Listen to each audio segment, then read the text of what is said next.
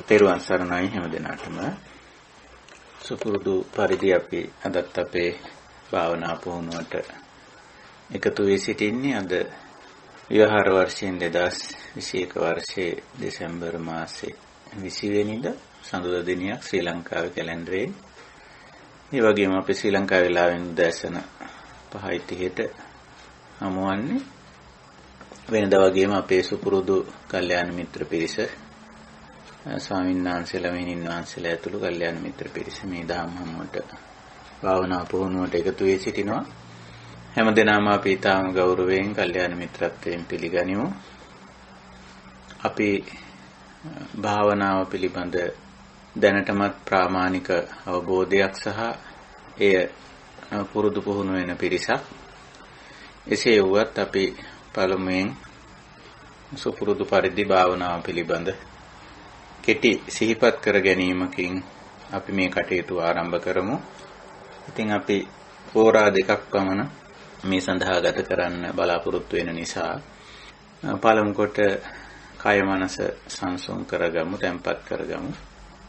ශරීරය අපි පහසු ඉරියව්වක තියාගමු. අපහසු ඉරියව්වත් සුව පහසු ඉරියව්වත් මග හරිමු. ඒ අන්ත දෙකම ශාරීරික වශයෙන් අපිට භාවනාවට බාධා කරනවා. අපහසු ඉරියව්වක හිටියොත් වැඩි වෙලාවක් අපිට මේට මනස යොමු කරන්න බැරි වෙනවා. සුව පහසු ඉරියව්වක හිටියොත් බොහෝ වෙලාවට ඉතා ඉක්මනින් නිින්ද යනවා. ඒක නිසා මේ ඉරියව් දෙකම මගහැරලා වඩාත් පහසු ඉරියව්වක ශරීරය තියාගමු. ඊළඟට මනස සංසුන් කරගමු. මේ කාලය වෙනත් කාර්යයක අපි නොයේදී මේ කටයුත්තේම යෙදෙනවා කියන දැඩි අධිෂ්ඨානය ඇති කරගෙන මනසින් අපේ සංසුන් වෙලා මේ කාර්යයට අවධානය යොමු කරගනිමු. කය මනස දෙකම එක හා සමාන වැදගත් වෙනවා කවර කාර්යයක යෙදීමේදීවත්. ඒක නිසායි අපි භාවනාවේ පූර්ව කෘත්‍ය සඳහන් කරන තැන්වලදී ඒක ගැන වැඩි සැලකිලිමත් වෙන්නේ. බුදුරජාණන් වහන්සේත් ඒක දේශනා කරලා තියෙනවා. පල්ලංකං ආභුජිත්වා නිසීදති කියලා. පහසු කරගෙන යටිකය ඉඳ ගන්නවා. උජුං කායං උඩුකය ඍජුව තියා ගන්නවා. පහසුවෙන්. ඒ වගේම අපිට අරඤ්‍යගතෝ, රුක්කමූලගතෝ, ශුඤ්ඤාගාරගතෝ කියපු විදිහට පරිසරයේ යම්කිසි සහයෝගයක් තියෙනවා නම් ඒක වැදගත් වෙනවා. ඒකයි පාරිසරික වශයෙන් තියෙන වැදගත්කම එතන දක්වලා තියෙන්නේ. ඉතින් අපි දැන් ඉන්න පරිසරයේ ශූන්‍යාගාරයක් කරගන්න එක තමයි දැන් අපි කරන්නේ. ප්‍රායෝගිකව සමහර විට අරණ්‍යයකට, රුක්ෂ මූලයකට යන්න ප්‍රායෝගිකව නොහැකි වෙන්න පුළුවන්. දැන් අපි භාවනාවේදී අපි ඉන්න ස්ථාන ශූන්‍යාගාර බවට පත් කරගන්න එක තමයි කරන්නේ. මේ විදිහට අපි පරිසරයේ සහයෝගයත් ගන්න පුළුවන් ප්‍රමාණයෙන් අරගෙන කය මනස සංසුන් කරගෙන අපි මේ කාර්යයේ යෙදෙනවා. විශේෂයෙන් මේ කාලය තුල අපි කරන්නේ භාවනාවට අදාළ කමඨහන් පැහැදිලි කර ගැනීමත්, ඒ පිළිබඳ ප්‍රශ්න ගැටලු ආදී දේවල් තියෙනවා නම් ඒවා ඉදිරිපත් කරලා ඒවා निराකරණය කර ගැනීමත්, කමඨහන් සුද්ධ කර ගැනීමත් කියන කාර්යය තමයි මූලික වශයෙන් අපි කරන්නේ. භාවනා පුහුණුව කියන එක පෞද්ගලිකයි. ඒක තම තමා විසින් පෞද්ගලිකව සාමාන්‍ය ජීවිතය තුළ කරගෙන යනු ලබන කෘත්‍යයක්, කාර්යයක්. ඉතින් ඒ විදිහට අදත් අපි බලාපොරොත්තු වෙන්නේ මේ කාලය මේ හෝරා දෙක භාවනා පුහුණුව සඳහා ගත කරන්නටයි. ඉතින් මම හිතනවා අපේ කල්යාණ මිත්‍රයන් කයින් මනසින් මේ සඳහා සූදානමක් ඇති කරගෙන ඇති කියලා.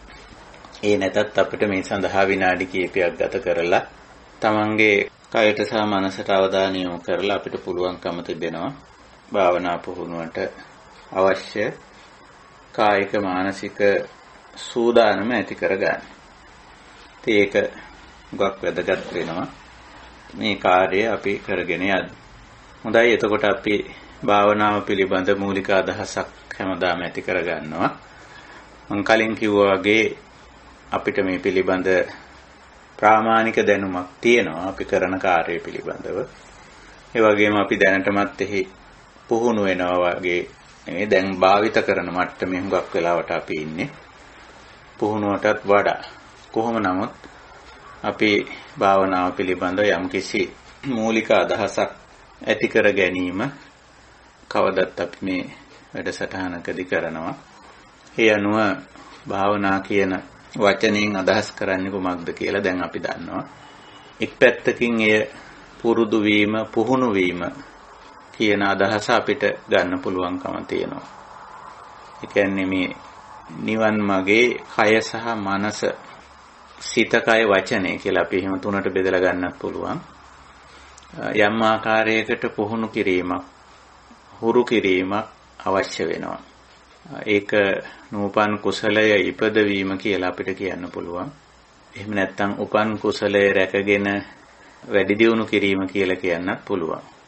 එතකොට ඒ විදිහට ඒ වගේම සමහර විට අපේ කායික වාචික මානසික අංශවල තියෙන යම් යම් දැනටමත් තියෙන යම් හුරු පුරුදුකම්, ඒ කියන්නේ මේ නිවනට බාධා වෙන ආකාරයේ හුරු පුරුදුකම් අපි ළඟ තියෙන්න පුළුවන්.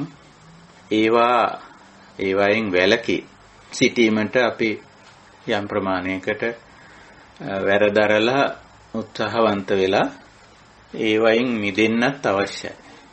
එතකොට ඔය පුහුණු වෙනවා කියන අවස්ථාව ගත්තම එක් පැත්තක තියෙනවා අපේ ඇතැම් හුරු පුරුදුකම් පැත්තකට දානවා. ඒවා අත්හැරලා දානවා, ඒවා කැප කරනවා, ඒවා අයින් කර ගන්නවා, නොකර ඉන්නවා ඒවා. අනිත් පැත්තෙන් අපි නිවීමට, සැනසීමට දායක වෙන ආකාරයෙන්, උපකාරී වෙන ආකාරයෙන් කය, වචනය, සිත හසුරවන්න හුරු පුරුදු වෙනවා. මෙන්න මේක තමයි මේ පුහුණු කාලය කියලා කියන්නේ. එහෙම පුරුදු පුහුණු වෙන්න ඕන. දැන් බෝසතාණන් වහන්සේගේ ජීවිතය ගත්තොත්, බුද්ධ වීමට ප්‍රථම ගත්තොත් මහා පධාන වගේ සූත්‍ර කියවලා බැලුවොත්, එහෙම නැත්නම් අරිය පරිේෂණ වගේ සූත්‍ර කියවලා බැලුවොත්, උන්වහන්සේ මේ පුහුණුව කොච්චර දැඩි විදිහට කළාද කියන එක ඔයවයි සඳහන් කරලා තියෙනවා. ඉතින් ඒක නිසා භාවනාවේ තියෙනවා හොඳට තේරුම් අරගෙන කළ යුත්තක්. මොකට අපි කෘත්‍ය කියලා කියනවා. හැම ආර්ය සත්‍ය හතරෙදිම කෘත්‍යයක් තියෙනවා. දැන් දුක්ඛ සත්‍ය කෘත්‍ය වෙන්නේ පරිඥා. ඒ ස්වභාවය පිරිසිඳ දැන ගැනීම, හාත්පසින් අවබෝධ කර ගැනීම.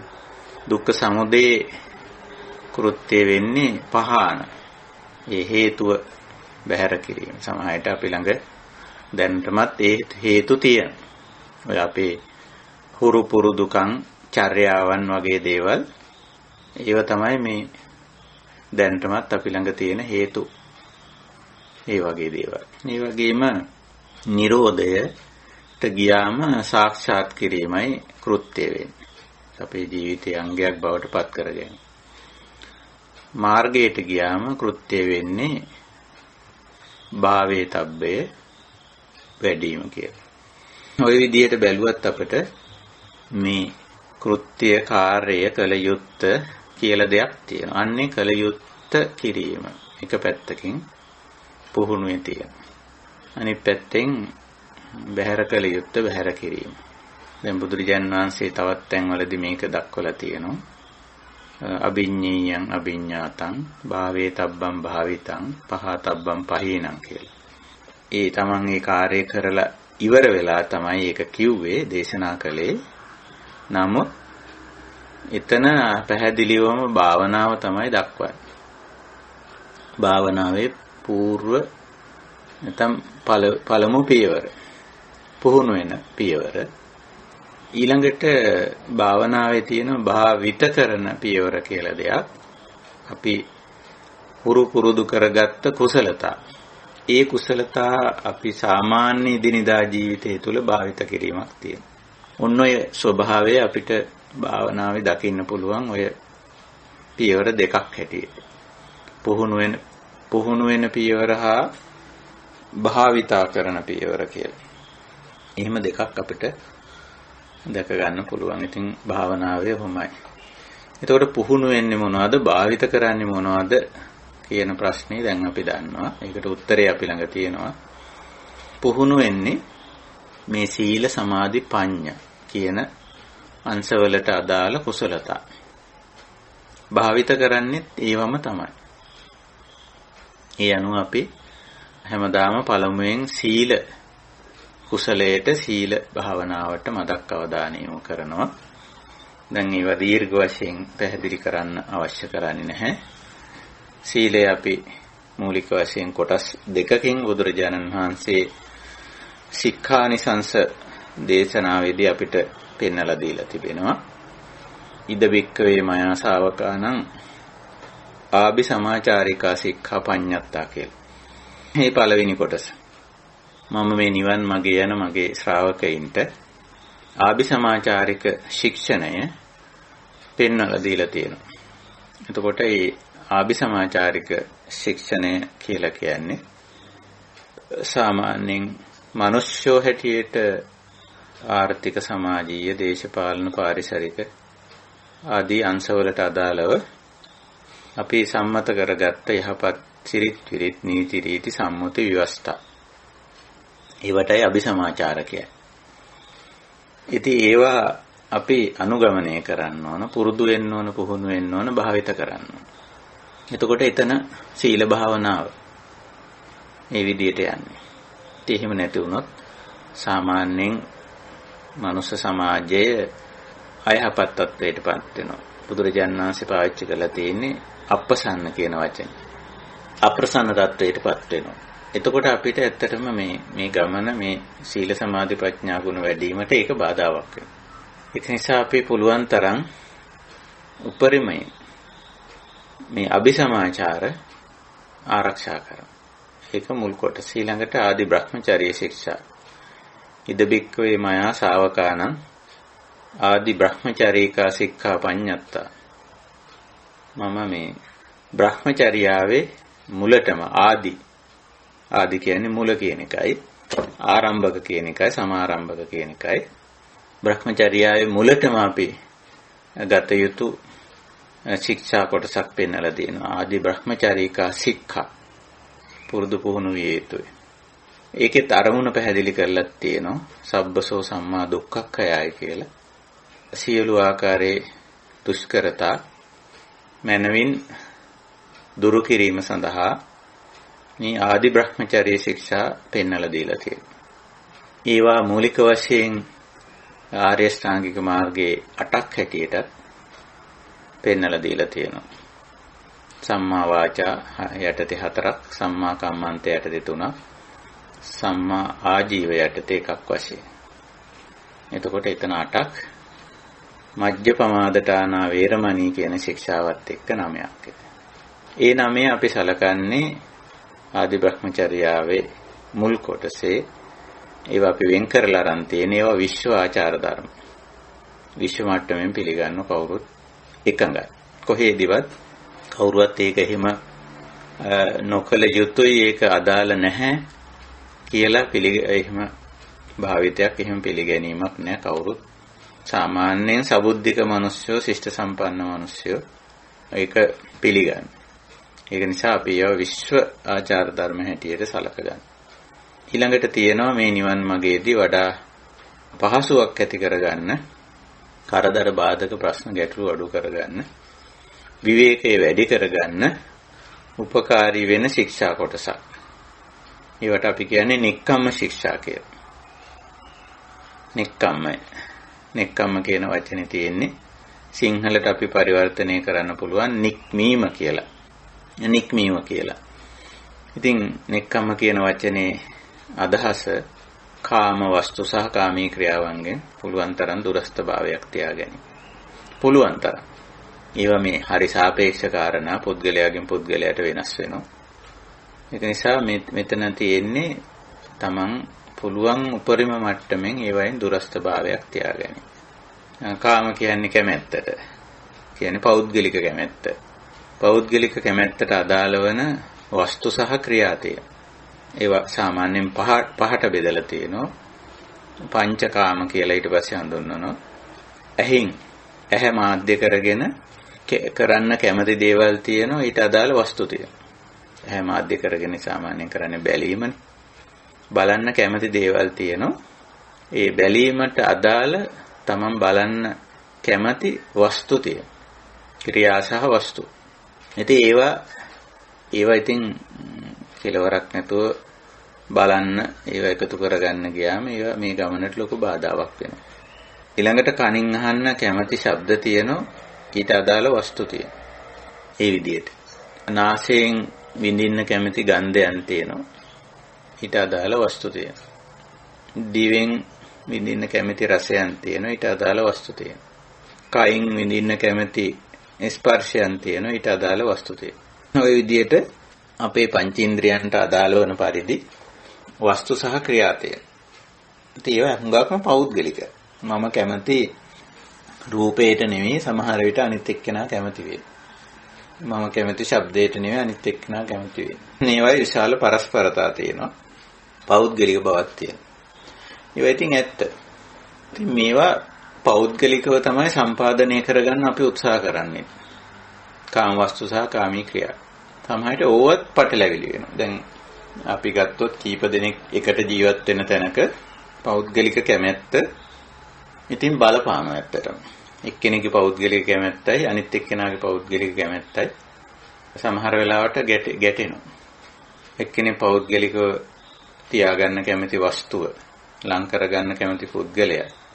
ඒ පුද්ගලයාගේ කැමැත්තට අනුව තමයි මේ වස්තුව, ඒ භාණ්ඩයේ ද්‍රව්‍ය වස්තුව, භාණ්ඩයේ හෝ සේවාව. එහෙම නැත්නම් කිට්ටු කරගන්න කැමති, ලං කරගන්න කැමති, ඇසුරු කරගන්න කැමති පුද්ගලයා තීරණය වෙන්නේ ඒක පෞද්ගලික. ඉතින් සමහරට අනිත් එක්කෙනා කැමති නැහැ. ඒ භාණ්ඩයට, ඒ සේවාවට, ඒ වස්තුවට, ඒ පුද්ගලයාට කැමති නැහැ. ඉතින් ඔතන ගැටලුවක් පරස්පරයක් ඇති වෙනවා. ඉතින් ඕවා ගැඹුරින් අපි අවබෝධ කරගෙන තියෙන්න ඕන. ගාක් ගැටුම් වලට හේතු වෙනවා මේ කාමය. ඒ කියන්නේ පෞද්ගලික කැමැත්ත. ඉතින් පෞද්ගලික කැමැති භාවයන් අතර ගැටුම් පවා ඇති වෙනවා. ඒකයි තියෙන්නේ. ඉතින් ඒක නිසා මේ ආර්ය ප්‍රතිපදාව ඇතුලේ සීල ශික්ෂාවේ ඊටාම සියුම් පැත්තක් ඉස්මතු කරලා පෙන්නනවා. මේ කාම වස්තු සහ කාමී ක්‍රියාවන්ගෙන් පුළුවන් තරම් දුරස්ත භාවයක් තියාගැනීම. පුළුවන් තරම් දුරස්ත භාවයක් තියාගැනීම. ඉතින් ඒක හුඟ දෙනෙක් අවබෝධ කරගෙන නැහැ. මේ ශික්ෂාපදවල වටිනාකම. අබ්‍රහ්මචර්යා වේරමණී, විකාල භෝජනා වේරමණී, නච්ච ගීතවාදිත විසුග දස්සනා වේරමණී, මාලා ගන්ධ විලේපන ධාරණ මණ්ඩනේ භූෂණට්ටානා වේරමණී, උච්චාසයන මහසයන වේරමණී.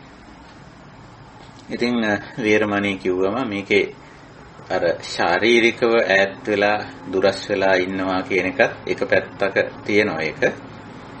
නමුත් ඇත්තටම මෙතන හුඟක්ම අදාළ වෙන හුඟක්ම සැලකිල්ලට ගන්න ඕන කාරණයක් තමයි අපි ඒ භාණ්ඩය හෝ වස්තුව හෝ පුද්ගලයා පිළිබඳව හිතින් දැඩිව ග්‍රහණය කර නොගැනීම. ඒ ග්‍රහණය කරගත්තොත් තමයි අර සමහර වෙලාවට පටලෙලි ඇති වෙන්නේ. අපි නිදර්ශනයක් කිව්වොත් යම්කිසි භාණ්ඩයක් මිලදී ගන්න යනවා. නැත්නම් යම්කිසි සේවාවක් ලබා ගන්න යනවා. ස්වාමි පුරුෂයා භාර්යාවයි කියලා හිතමු. දෙන්නගේ රුචිකත්වය නැත්නම් කැමැත්ත, කාමය වෙනස්. එතකොට දැන් එක්කෙනෙක් කියනවා අපි මේ භාණ්ඩයයි ගන්න ඕන, මේ සේවාවයි ලබා ගන්න ඕන. මේ පුද්ගලයයි මේකට අපි සම්බන්ධ කරගන්න ඕන කියලා එයාගේ කැමැත්ත, කාමය ඉදිරිපත් කරනවා. එතකොට අනිත් එක්කෙනා සමහරට කියනවා නෑ මේ භාණ්ඩය නෙමෙයි, මේ භාණ්ඩයයි ගන්න ඕන, මේ සේවාවයි ලබා ගන්න ඕන. මේ පුද්ගලයයි අපි ලං කරගන්න ඕන, එයා නෙමෙයි කියලා. දැන් මෙන්න මෙතන ප්‍රශ්නයක් ඇති වෙනවා. ගැටලුවක් ඇති වෙනවා. ගැටුමක් කියලා අපිට ඕක කියන්නත් පුළුවන්. එක පැත්තකින් සමහර වෙලාවට තමන්ගේ කැමැත්ත ඉෂ්ට නොවි යරිනවා. මේ කැමැත්ත කැප කරන්න වෙනවා. ඔන්න ඔය වගේ තැන් තමයි සියුම්ම ගත්තම අර නික්ඛම්මය කියලා කියන්නේ. තමන්ගේ කැමැත්ත කැප කරනවා. අතහැරලා දාන. මොකටද? මෙතන අනවශ්‍ය ප්‍රශ්නයක්, ගැටුමක් ඇති නොවේ. හැබැයි ඉතින් ඒකෙදි තමන්ට දුෂ්කරතාවයක් දැනෙනවා. දැන් මම කැමති භාණ්ඩය නෙමෙයි එන්නේ. මම කැමති සේවාව නෙමෙයි ලැබෙන්නේ. මම කැමති පුද්ගලයා නෙමෙයි. අර කැමැත්ත කාම කැප කරානේ. අන්න ඒක තමයි නික්කම්මයි කියලා කියන්නේ. නික්කම්ම සංකප්පයක් හැටියට ඉදිරිපත් කරන්නේ ඒකයි ඕක. දැන් නික්කම්ම සංකප්පෝ කියලානේ ආර්ය ශ්‍රාංගික මාර්ගයේ තියෙන සම්මා සංකල්ප ඉදිරිපත් කරන දැන මුලටම පෙන්වන්නේ නික්කම්ම සංකප්පෝ කියලා. ඒ නික්කම්ම සංකල්පය ගොඩනගා ගැනීම. මේ සංකල්පයෙන් දුරස් වීම. ඒක අතහැරීම කියන එක තමයි හරි දුෂ්කර වැඩේ. මනසට තමයි එතෙන්දි පීඩාවක් එන්නේ. ඊළඟට නික්කම්ම සංකල්පයෙන් විතරක් නෙමෙයි අපි වස්තුවෙන් ක්‍රියාවෙනුත් අපි නෛෂ්කම්ම්‍ය කරනවා.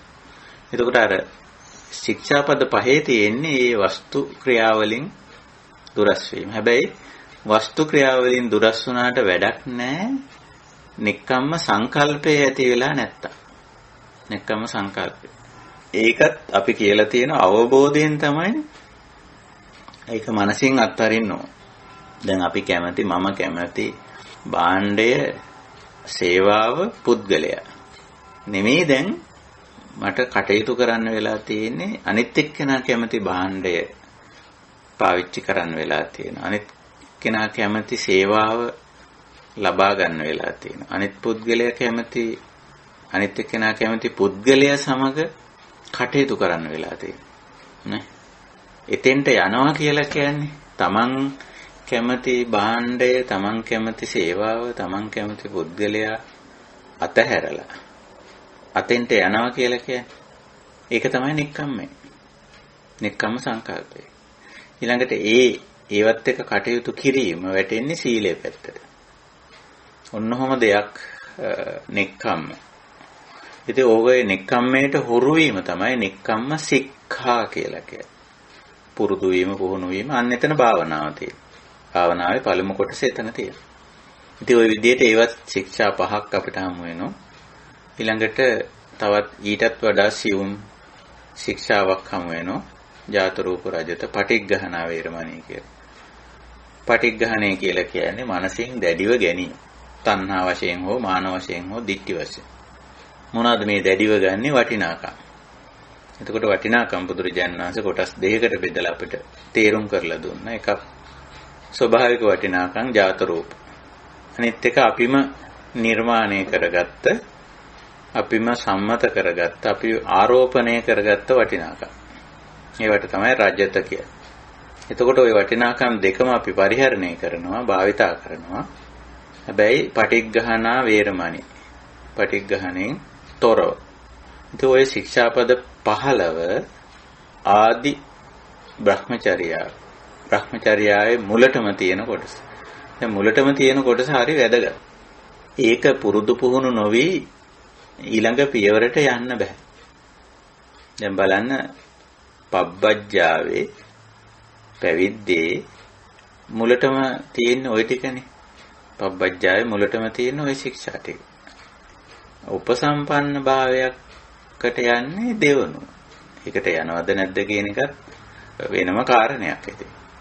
දැන් සමහරව හිතනවා මේ වයස 20ක් වුණාම මෙහෙම වුණාම උපසම්පදා වෙන්න ඕනේ කියලා. එහෙම එකක් නැහැ. එතෙන්ට යන්න නම් මේකේ මූල කොටස තමන් සම්පූර්ණ කරගෙන තියෙනවා. ආදි බ්‍රහ්මචර්යාව සම්පූර්ණ කරලා තියෙන්න ඕන මජ්ජේ බ්‍රහ්මචර්යාවට යන්න. එහෙම ගියොත් තමයි බ්‍රහ්මචර්ය පරියෝසානය වෙන්නේ. ඒකේ කෙලවරක් වෙන්නේ පරියෝසාන කියන්නේ අවසානයේ කෙලවර කියන අදහසනේ. ආදිය ඊටම වැදගත්. ආදි කියන්නේ මුල කියන එකයි පාලි භාෂාවේ. ආරම්භක කොටස, ප්‍රාථමික කොටස, සමාරම්භක කොටස හරි වැදගත්. ඒ විදිහට ඔය ශික්ෂාපද 15 තමයි ආදි බ්‍රහ්මචර්යා. ඔය 15ම ආවරණය වෙන විදිහේ තනි ශික්ෂාවක් ඊට පස්සේ දේශනා කරලා තියෙන මෙත්තා විහරණම් කියලා. මිත්‍රශීලී කායික හැසිරීම, මිත්‍රශීලී වචන භාවිතය සහ මිත්‍රශීලී සිතුම් පැතුම් රටා. ওই තුනේ එකතුව තමයි මෙත්තා විහරණම් කියලා කියන්නේ. ඇත්තටම මෙත්තා විහරණය කියනකොට එතන සික්ඛා කියන වචනේත් අත්හැරලා තියෙනවා. සික්ඛා කියන වචනේ නැහැ ඒකේ ඇත්තටම. විහරණම් කියලා තියෙනවා. විහරණය කිව්වම අන්න අර භාවිතා කරන අවස්ථාව. අර මුල් 15න් ගොඩනගාගත්ත මිත්‍රශීලී කායික හැසිරීම, ප්‍රාණඝාත, අදත්තාදාන, කාමමිත්‍යාචාර වගේ දේවල් අතහැරීම තුල තියෙන මිත්‍රශීලී කායික හැසිරීම මිත්‍රශීලී බවට පත් කර ගැනීම. ඊළඟට මුසා පිසුනා පරුසා සම්පප්පලාපා වගේ දේවල් අතහැරීමෙන් තියෙන්නේ වචනය මිත්‍රශීලී භාවයට හැරවීමක් තියෙන්නේ. ඊළඟට නෙක්ඛම්ම ශික්ෂා, පටිඝ්ගහනා වේරමණී වගේ තැන්වල තියෙන්නේ සිතුම් පැතුම් රටාව මිත්‍රශීලී කර ගැනීම. දැන් ඔය මම නෙක්ඛම්මේදී කිව්ව. දැන් අනිත් එක්කෙනා කැමති වස්තුව, භාණ්ඩය, සේවාව සහ පුද්ගලයාට තමන්ගේ කැමැත්ත අත්හැරලා ඒකට එකඟ වෙනවා. එතකොට බලන්න මේ අදහස් වලින් ගැටෙන ස්වභාවය නැහැ. ඒක තමයි මිත්‍රශීලී සිතුම් පැතුම් රටාව කියන්නේ. කමන්නේ මගේ කැමැත්ත මම පැත්තකින් තියලා අනිත් එක්කෙනාගේ කැමැත්ත එක්ක වැඩ කටයුතු කරනවා. මේක ලෝකේ ජීවත් වෙනකොට කාටත් කරන්න වෙනවා. මේක එක තැනකදී සඳහන් කරලා තියෙනවා රහතන් වහන්සේට වුණත් මේක කරන්න වෙනවා. ඇයි? උදාහරණයක් හැටියට දක්වලා තියෙනවා රහතන් වහන්සේ පින්ඩපාතේ යනවා නම් පින්ඩපාතේ යන්න වෙන්නේ තමන් කැමති වෙලාවට නෙමෙයි.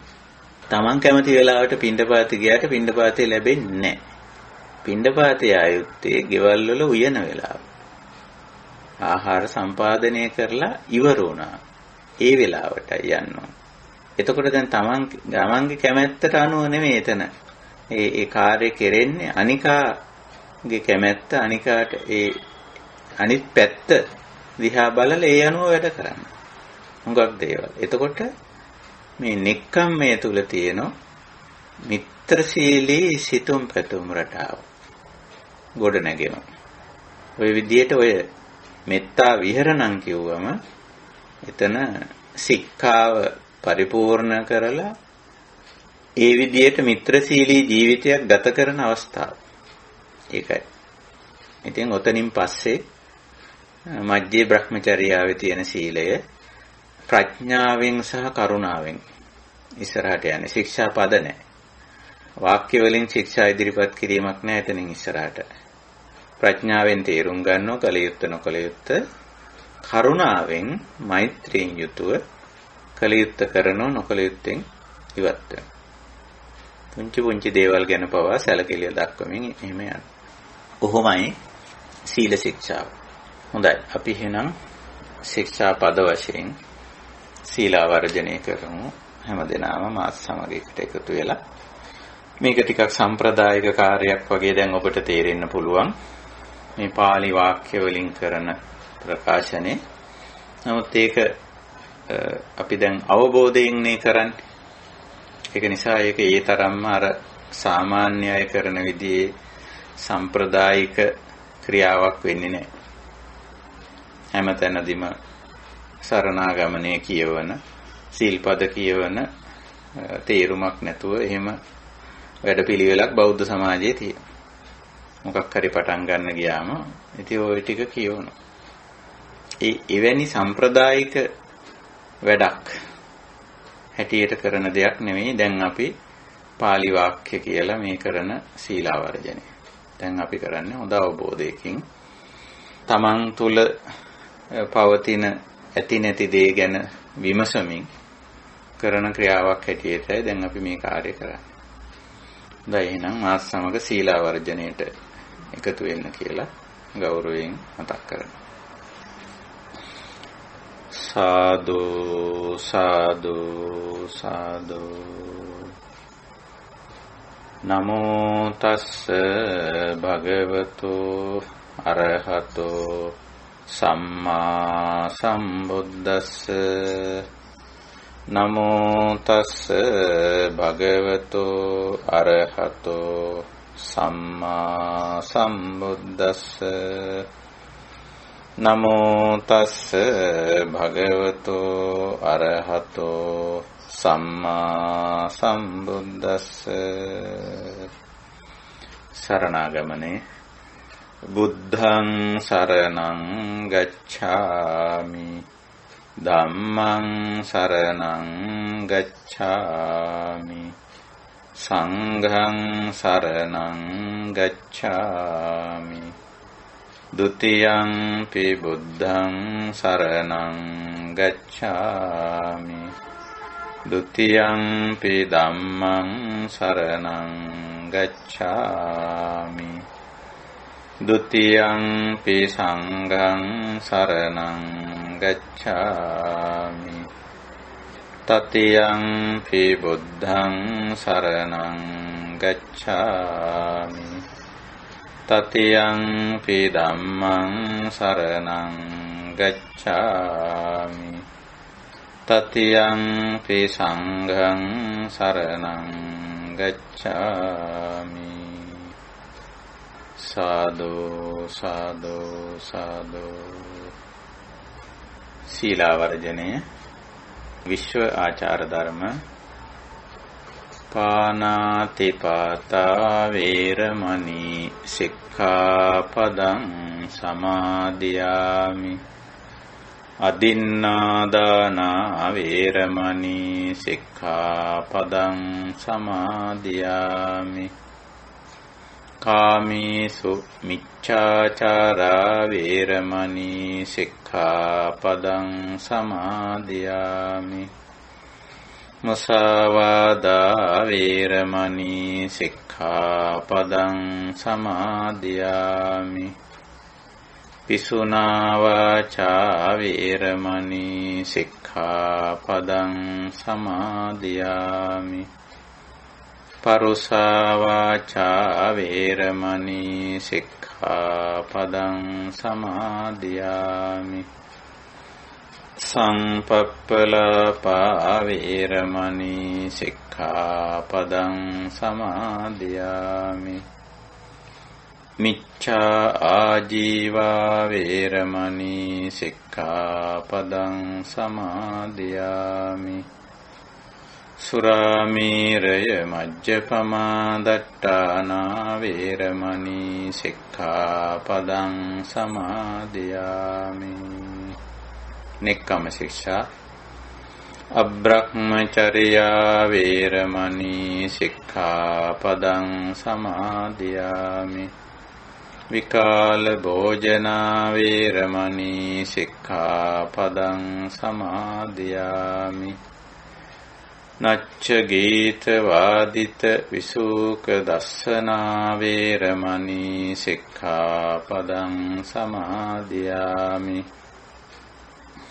මාලා ගන්ධ විලේපන ධාරණ මණ්ඩන විභූෂණට්ඨානා වේරමණී සික්ඛාපදං සමාදියාමි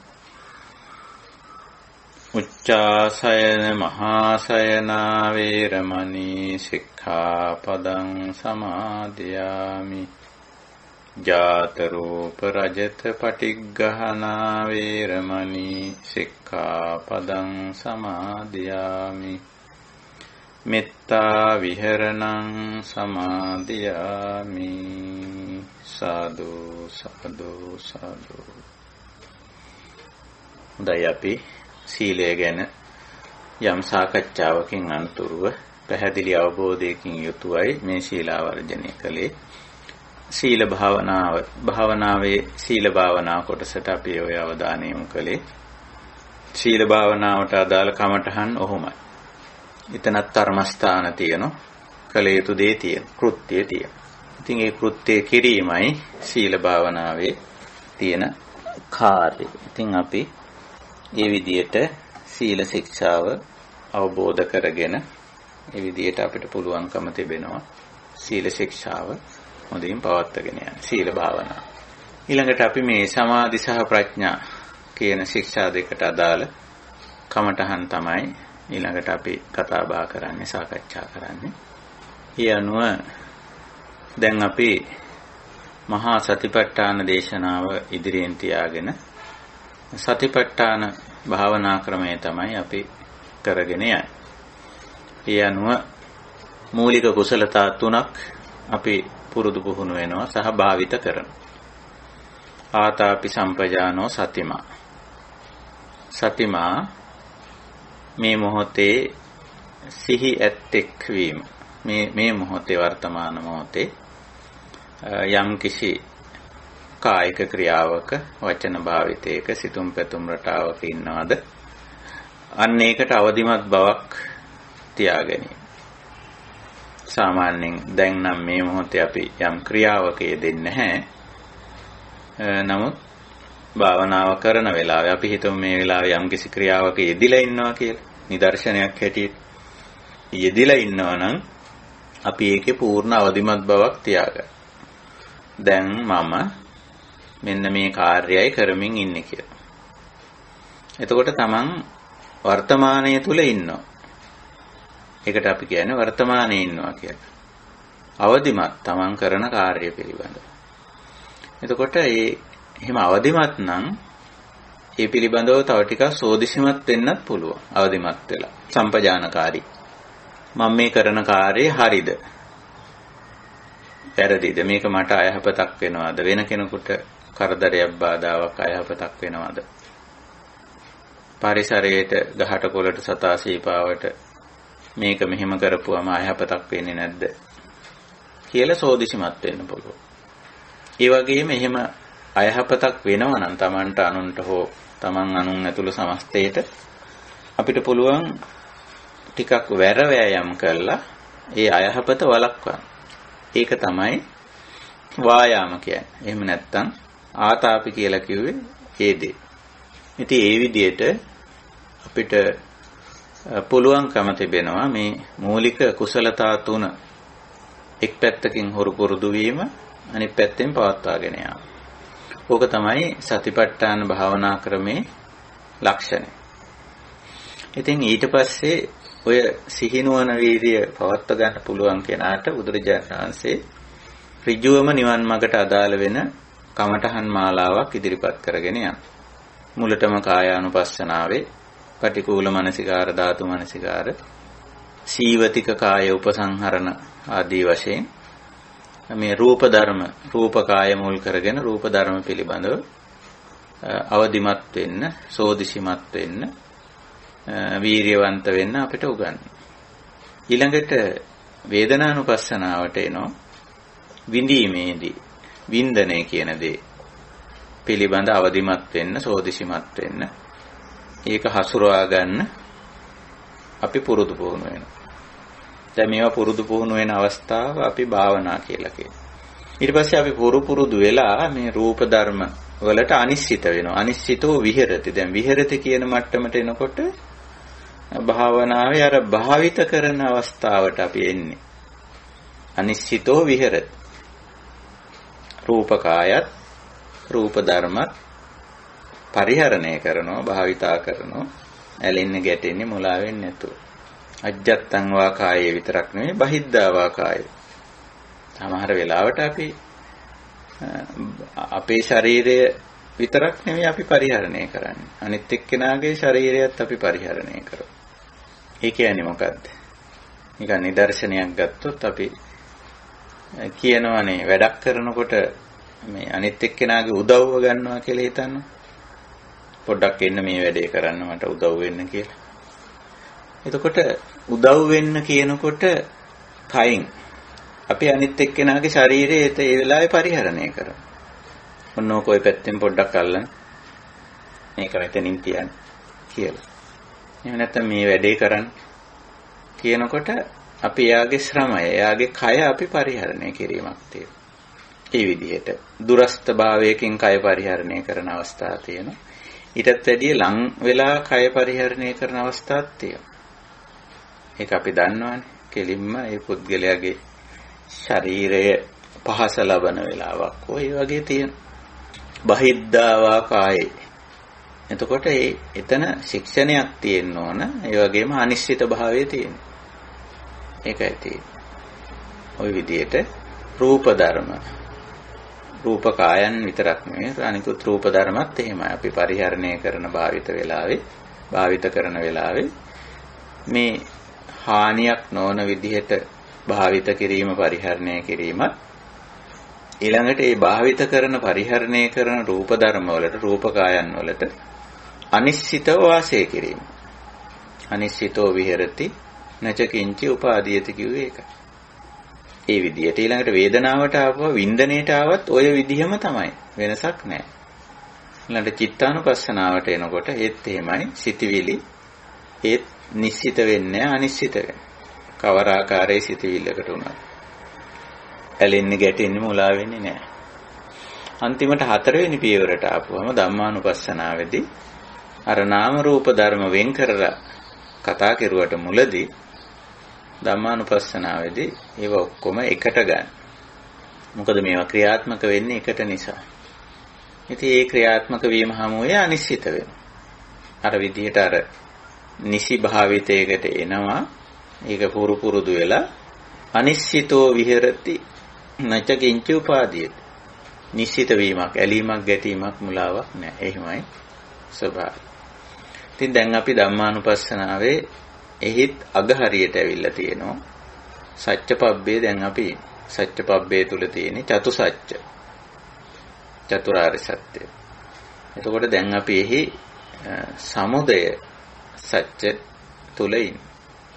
පහුගිය භාවනා පුහුණුව ඔබට මතකයි අපි 15 වෙනි දහමුණු අවස්ථාවේ සතිපට්ඨාන දේශනාවේ සමුදය සත්‍ය විස්තර කරන තැනට අපි අවධානය යොමු කළා. කතමංච භික්ඛවේ දුක්ඛ සමුදයං අරිය සත්‍යං. මේ දුෂ්කරතාව කායික සහ මානසික වශයෙන් ඇති වෙන දුක්ඛ සහ දෝමනස්සය කොහොමද හටගන්නේ කියන එක බුදුරජාණන් වහන්සේ ඊටාම සියුම් විදිහට පැහැදිලි කරලා තියෙන ඒ කොටස. යං ලෝකේ පිය රූපං සාත රූපං ettesa tanha uppajjamana uppajjati etta nivisamana nivisati කියලා. එතකොට ලෝකයේ කියලා කිව්වේ ඇත්තටම මේ අපේ පංචේන්ද්‍රයන් සහ මනසට ගෝචර වීමට, ගොදුරු වීමට තමයි ඇත්තටම ලෝක කියලා කියන්නේ. මේවා ගොදුරු වෙනකොට නැත්තම් ගෝචර වෙනකොට ඇසට, කනට, නාසයට, දිවට, කයට පිය රූපං සාත රූපං ඒවයි අපිට එක්තරා ස්වභාවයක්. මෙතන රූප කියන්නේ ස්වභාවය කියන අර්ථයේ. පිය රූපං මනසට එක්තරා ප්‍රිය ස්වභාවයක් දැනෙනවා. සාත රූපං කයට එක්තරා පහසු බවක් දැනෙනවා. ඕක අපිට විස්තර නොකරට අපිට අත්දැකීමේ තියෙනවා. මනසට සහනයක්, සතුටක් කියලා තමයි අපි හුඟක්ම කියන්නේ ඕක. මනසට සතුටක් කියනවා. කයට පහසුවක්, සැපයක් කියලා අපි ඕකට කියනවා. ඒක නිසා සැප පහසු කියලා ඕකට අපි සාමාන්‍යයෙන් සිංහලෙන් ව්‍යවහාර කරනවා. එතකොට යම් තැනක සැපයක් හෝ පහසුවක් තියෙනවා නම්, මානසික සතුටක්, කායික පහසුවක්, සුවයක් තියෙනවා නම් ettesa tanha uppajjamana uppajjati. අන්න එතන තණ්හාව ඇති වෙනවා. ඒ පහසුව, ඒ සුවයට බාධා වෙනවා නම් අන්න එතන ගැටීම ඇති වෙනවා. ගැටීමත් අයිති වෙන්නේ තණ්හාවටමනේ. අපි කිව්වා තණ්හා කියලා කියනකොට ඇලීම, ගැටීම, මුලාව කියන තුනමයි තණ්හා කියන්නේ. එතකොට අර පිය රූපය, සාත රූපය විඳිනකොට බන්ධනය ඇති වෙනවා, රාග බන්ධනය ඇති වෙනවා. ඒකට බාධාවක් ආව යම් කිසි විදියක එතන ඇති වෙනවා ද්වේෂ බන්ධනය. කොහොම වුණත් බන්ධනය තමයි ඇති වෙන්නේ. හැබැයි මේක අනිවාර්යයි කියන්නේ නෑ මේකෙදි. ඔය තණ්හා කියන ස්වභාවය වේදනාපච්චය තණ්හා කියනකොට අපි ඒක අනිවාර්යෙන් වෙනවයි කියලා කියන්නේ. විඳින අවස්ථාවේ සිහිනුවණින් යුක්ත නම්, සිහිනුවණ වීර්ය කියන තුනෙන් යුක්ත නම්, කියන්නේ සතිපට්ඨානය තුල ඉඳගෙන විඳිනවා නම් යම් කෙනෙක්, එතකොට විඳීමෙන් අවසන් වෙනවා. බැඳීමකට යන්නේ නැහැ. ඒ විඳීමෙන් අවසන් කරගත යුතු නිසා තමයි බුදුරජාණන් වහන්සේ වේදනානුපස්සනාවක් අපිට උගන්වන්නේ. එතකොට ඒක විඳීමෙන් අවසන් කරගන්න පුළුවන්. දිත්තේ දිත්ත මත්තං, සුතේ සුත මත්තං, මුතේ මුත මත්තං කියලා. එතනින් මේක අවසන් කරගන්න පුළුවන්. ඒක. ඉතින් ඔය පිය රූපං, සාත රූපං ඕක අපි පහුගිය භාවනා පුහුණුවේදී බොහෝ ප්‍රායෝගික කාරණා එදිනෙදා ජීවිතයේ කරුණු ඇසුරෙන් අපි ඕක කතා බහ කළා. ඔබට මතක ඇති. මේ මං සරල නිදර්ශන කිව්වා. අපි කැමති දේවල් තියෙනවා. කැමති තැන් කැමති ආකාර තියෙනවා. ඉතින් ඒවා ඒ විදිහට තියෙනකොට ඒ ආකාරයෙන් පවතිනකොට අපිට මනසට සහනයක්, කයට පහසුවක් තියෙනවා. පිය රූපේ, සාත රූපේ තියෙනවා. එතකොට එතන ඔන්න ඒකට ඇලෙන්න, ගැටෙන්න, ඇලෙන්න පුළුවන්. ඒක ඒ විදිහට නොපවතිනකොට ගැටෙන්න පුළුවන්. සමහර විට ඒවා ඒ විදිහටම පවත්වා ගත යුතුය, හැකිය කියන මෝහය තියෙන්නත් පුළුවන්, අවිද්‍යාව. එහෙම බෑ. අපි කැමති විදිහට, කැමති ආකාරයට ඒවා කැමති තාක් කාලයක් පවත්වන්න බෑ. පිය රූපය, සාත රූපය වෙනස් වෙනවා. ඒක අනිච්චං. අනිත්‍යයි. හැබැයි අපි නිත්‍ය සංඥාවක හිටියොත්, එක්තරා මෝහයක මුලාවක හිටියොත්, එතන තණ්හාව, අර ගැටුම් බැඳීම ඇති වෙනවා. මෝහ බන්ධනයක් ඇති කරගෙන තියෙනවා අපි. මේක මෙහි විදිහටම පවතින්න ඕන කියලා. ඒක හරි මෝඩයි. එක්තරා අවිද්‍යාව සම්බන්ධ කාරණයක් ඒක. ඒකයි කිව්වේ අවිද්‍යානුසයෝ අනුසේති කියලා. ටික ටික අපිට අවිද්‍යාවක් ඇති වෙනවා. මෝඩ අදහසක් අපි ඇති කරගන්නවා. දන්නේම නැතුව මෙයා මේ විදිහටම ඉන්න ඕන. මේ දේ මේ විදිහටම පවතින්න ඕන. මේ ස්වභාවය මෙහෙමම තියෙන්න ඕන. කියලා එහෙම හිතා ගන්නව විතරක් නෙමෙයි, ඒ විදිහට පවත්ත ගන්නත් ඊළඟට දඟලන්න පටන් ගන්නවා. උත්සාහ කරනවා, වැර වෑයම් කරනවා. අනිත් අයත් එක්කත් ඕක පටන් ගන්න, රණ්ඩු කරගන්නවා. එහෙම නැත්නම් අනිත් අය ඒ තමන්ගේ ඒ මෝඩ අදහසට පටලවා ගන්න. මේක මෙහෙමම තියෙන්න ඕන, ඕගොල්ලොත් උදව් කරන්න ඕන, මෙහෙමම පවත්වාගෙන යන්න ඕන කියලා. සමහර විට තමන්ගෙන් ඊළඟ කෙනෙකුට මේක පවරනකොට අර මෝඩ අදහසේ ඉඳගෙනමයි පවරන්නේ. මේක මේ විදිහට මං කරගෙන ආපු විදිහටම ඔයා කරගෙන යන්න ඕන කියලා. කොච්චර හොඳ දෙයක් වුණත් ඊළඟ එක්කෙනා කරන්නේ ඊට වැඩිය වෙනස් විදිහට. ඉතින් එහෙම මං කරගෙන ආපු විදිහ තමයි හරි, ඒ විදිහටම ඔයාත් කරගෙන යන්න ඕන කියලා ඒ අදහසේ ඉන්නවා කියලා කියන්නේ අවිද්‍යාව. මොඩකම. එතකොට විදර්ශනාවට ගිහිල්ලා නැහැ. මේ හැම දෙයක්ම වෙනස් වෙනවා, විපරිණාමය වෙනවා කියන අවබෝධයට ඇවිල්ලා නැහැ. ඒකයි. කියන්නේ එහෙම දෙයක්. ඉතින් විදියට යම් ලෝකේ පිය රූපං සාත රූපං අපි ওই ටික කතා කළා මම හිතන්නේ. ඉතින් අදත් අපි සමුදය ගැන ටිකක් කතා කරන්න මම අදහස් කළා. මේ සමුදය කියන්නේ දුක්ඛ සමුදය. දුක්ඛ සමුදය ගැන කතා කරද්දී බුදුරජාන් වහන්සේ අපිට වැදගත් වෙනවා පටිච්ච සමුප්පාද න්‍යාය. පටිච්ච සමුප්පාද අපි හේතුඵල ධර්මතාව කියමු එකට. හේතුඵල ධර්මතාව. හේතුඵල ධර්මතාව වාක්‍ය 4කින් ඉදිරිපත් වෙලා තියෙන්නේ. ඒකේ න්‍යායික කාරණේ ඉමස්මින් සති ඉදං හෝති ඉමස්ස උප්පාදා ඉදං උප්පජ්ජති. ඔය තමයි සමුදය කොටස. නිරෝධ කොටස ඉමස්මින් අසති ඉදං නොහෝති ඉමස්ස නිරෝධා ඉදං නිරුජ්ජති. එතකොට අපි අද බලමු ඔය මුල් වාක්‍ය දෙක. ඉමස්මින් සති ඉදං හෝති ඉමස්ස උප්පාදා ඉදං උප්පජ්ජති. පටිච්ච සමුප්පාද ධර්මතාවයෙන් භාගයක් ඔය වාක්‍ය දෙකෙන් නියෝජනය වෙනවා. සමුදය පැත්ත. යම් යම් දේවල් පවතිනකොට සති කියන වචනයෙන් මෙතන අදහස් කරන්නේ අර අපි සතිය සිහිය කියන එක නෙමෙයි. සති කියන්නේ ඇති කල්ලි කියන එක. ඉමස්මින් සති. මෙසේ ඇති කල්ලි මේ විදිහට තියෙනකොට යමක් යම් කිසි විදියකට තියෙනවා, යම් කිසි ආකාරයකට පවතිනවා කියලා අපි හිතන්නේ. ඒ විදිහට තියෙනකොට තවත් දෙයක් ඒහා සම්බන්ධව පවතිනවා. ඉදං හෝති. මෙසේ වේ. ඔහොම. ඉමස්මින් සති ඉදං හෝති. මෙසේ පවතින විට මෙයද මෙසේ පවතී. ඒ කියන්නේ සිද්ධි දෙකක සම්බන්ධතාව එකිනෙක හා සම්බන්ධ වී පවතිනවා. එකක් පවතින නිසා අනිකත් පවතිනවා. එතකොට අපිට දුක්ඛ සමුදයේදී සමුදය කියනකොට අපි කිව්වා හට ගැනීම සහ පැවතීම කියන දෙකම අපි කියනවා කියලා. ඒක නිසා මේ වාක්‍ය දෙක වැදගත් වෙන්නේ. දැන් මේ කියන්නේ පැවැත්ම පිළිබඳව. එකක් පවතිනකොට තව එකක් පවතින. ඒකයි.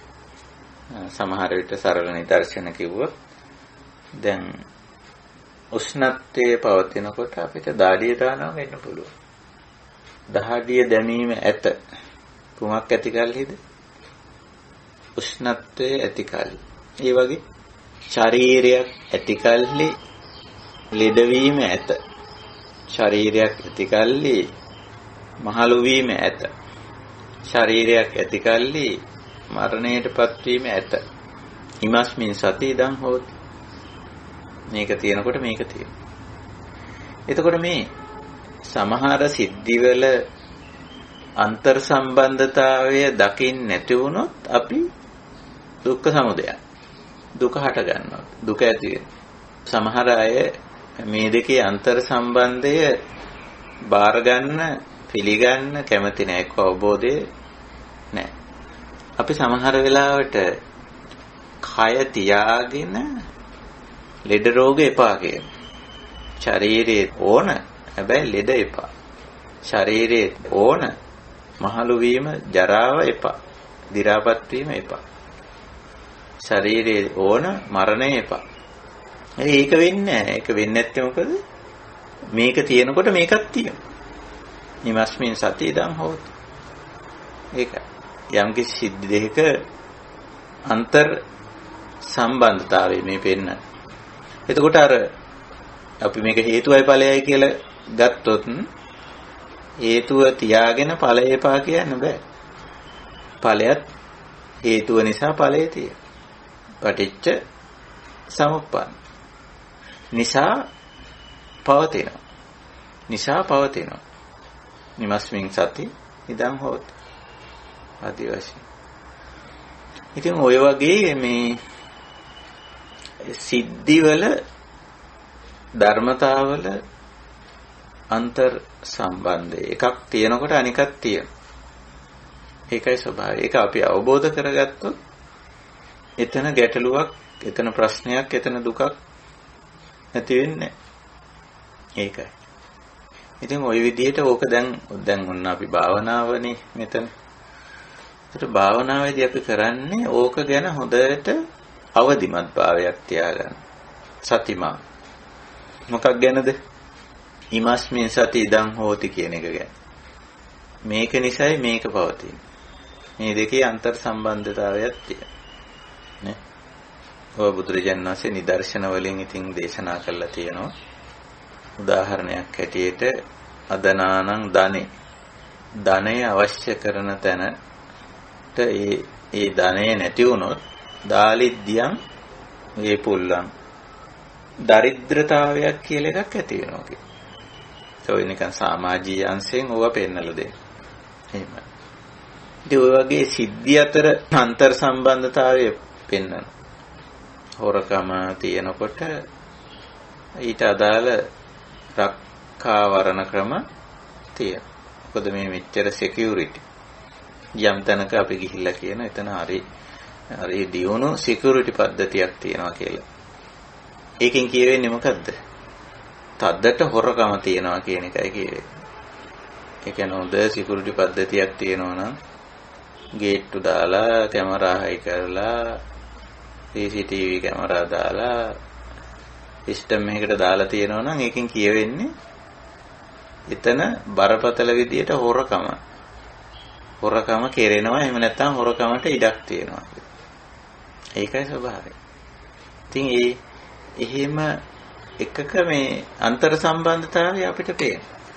ඉමස්මින් සති ඉදං හෝති. හොරකම ඇති කල්ලි දැඩි ආරක්ෂක පද්ධතිය ඇත. අපි එතකොට දැඩි අපි හොරකම කියන ඒ ක්‍රියාව හෝ ඒ මානසිකත්වයේ අයින් කරන්නේ නැතුව අපි කිව්වොත් මේ සිකියුරිටි මේ සිස්ටම් එක තද වැඩි මේක අයින් කරන්න ඕන කියලා. ඒක කරන්න බෑ. මොකද මේක තියෙන්නේ අරක නිසා. නේ? මෙයා ඉන්නේ අරය නිසා. මෙයා මොකද මෙතන? ඉතින් මෙයා අරය නිසා ඔය ඇවිල්ලා ඉන්නේ. ඉතින් අරය ඉන්නකම් මෙයා ඉන්නවා. අරය එන තැනට මෙයත් එනවා. ඒක තමයි ඉමස්මින් සති ඉදං හෝති කියන්නේ. ඒක අපි ඕවා එච්චර ගැඹුරට සලකන්නේ නැතුව මේක මොකද මෙතන? මේක මෙතන අයින් කරන්න. මෙයා මොකද මෙතන? මෙයාට මෙතනින් අයින් වෙන එක.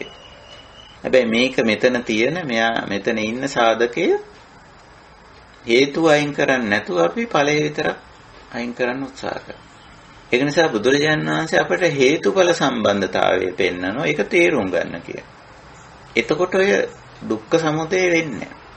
ඔය සමුදය සත්‍යයේදී තමයි ඔය ඉමස්මින් සති ඉදං හෝති කියන කොටස පෙන්නන්නේ. ඒකයි. ඉතින් ඔහොම මේ ඊටාම ගැඹුරු පැත්තක් මේ දුක්ඛ සමුදයට අදාළව අපි ඕක එදිනදා ජීවිතේදී නිරීක්ෂණය කරගන්න ඕන. ඒක තමයි භාවනාව කියලා කියන්නේ. ඒ ගැන අවදිමත් බවක් තියාගන්න ඕන, සෝදිසිමත් බවක් තියාගන්න ඕන. සතිමා සම්පජානෝ ඊළඟට ආතාපි එතන ගැටලුවක් හදාගන්න නැතුව කටයුතු කරන්න අපි වීර්යවන්ත වෙන්න ඕන. වෑයම් කරන්න ඕන. ඒකයි. ඔන්න දුක්ඛ සමුදය ගැන අපි අවදිමත්. ඊළඟට ඔය පටිච්ච සමුප්පාද න්‍යායම ඊළඟට කියන ඉමස්ස උප්පාදා ඉදං උප්පජ්ජති කියලා. උප්පාදා උප්පජ්ජති. දැන් උප්පාද උප්පජ්ජති කියන වචනවල තේරුම අපි දන්න. හට ගැනීම, ආරම්භ වීම, නේ? ඉපදීම ඔය වගේ වචන අපි පාවිච්චි කරන්නේ සිංහලෙනු.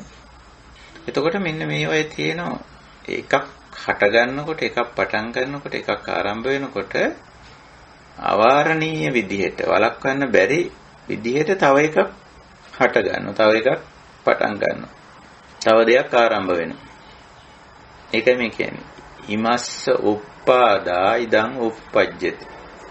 මේක හට ගන්නකොට මේකත් හට ගන්නවා. එතනත් පෙන්වන්නේ සිද්ධි දෙක අන්තර් සම්බන්ධතාවය. දෙකේ එකට බැඳී පවතින ස්වභාවය. මේක ආරම්භ කළොත් අපිට මේකත් ආරම්භ කරන්න වෙනවා. ඒකයි.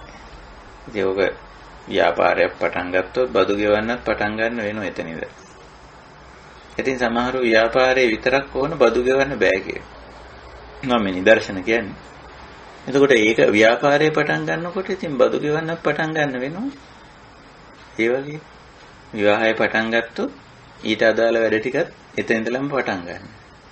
ඒකට අපි මේ විවාහය කියන එක ආරම්භ කරලා අර ඊට අදාළ අනිත් වැඩ ටික බැහැ කියනවනේ. ඒක වෙන්නේ නැහැ. ඒකයි මස් උපාදා ඉදන් උප්පජ්ජති. මේක පටන් ගන්නකොටම මේ ටිකත් පටන් ගන්නවා.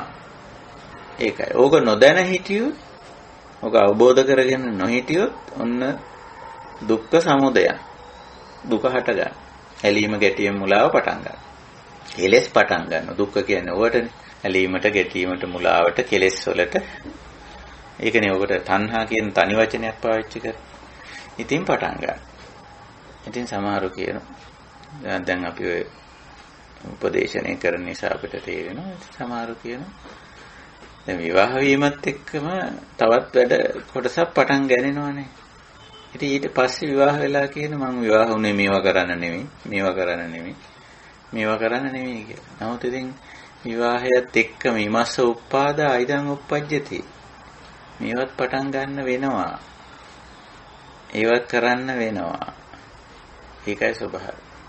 ඔය වගේ රස්සාවක් කරන්න පටන් ගත්තොත් එතන ඉඳලා තවත් දේවල් පටන් ගන්නවා. මහන්සි වෙන්න වෙනවා, කැප වෙන්න වෙනවා නේ. ඒකයි තියෙන්නේ. ඉතින් එහෙම නැත්තම් එහෙම නැති තැන ගැටලුවක්. මේ දෙක අන්තර් සම්බන්ධතාවය අවබෝධ කරගෙන ඊට අනුව කටයුතු කරනවා. අනිශ්චිතෝ විහෙරති. ඇලෙන්නේ ගැටෙන්නේ මුලා වෙන්නේ නැහැ. දැන් දන්නවා මේක පටන් ගත්තොත් ඒකත් එක්කම මේක පටන් ගන්නනවා අනිවාර්යයෙන්ම කියලා. හැම එකම එහෙමයි.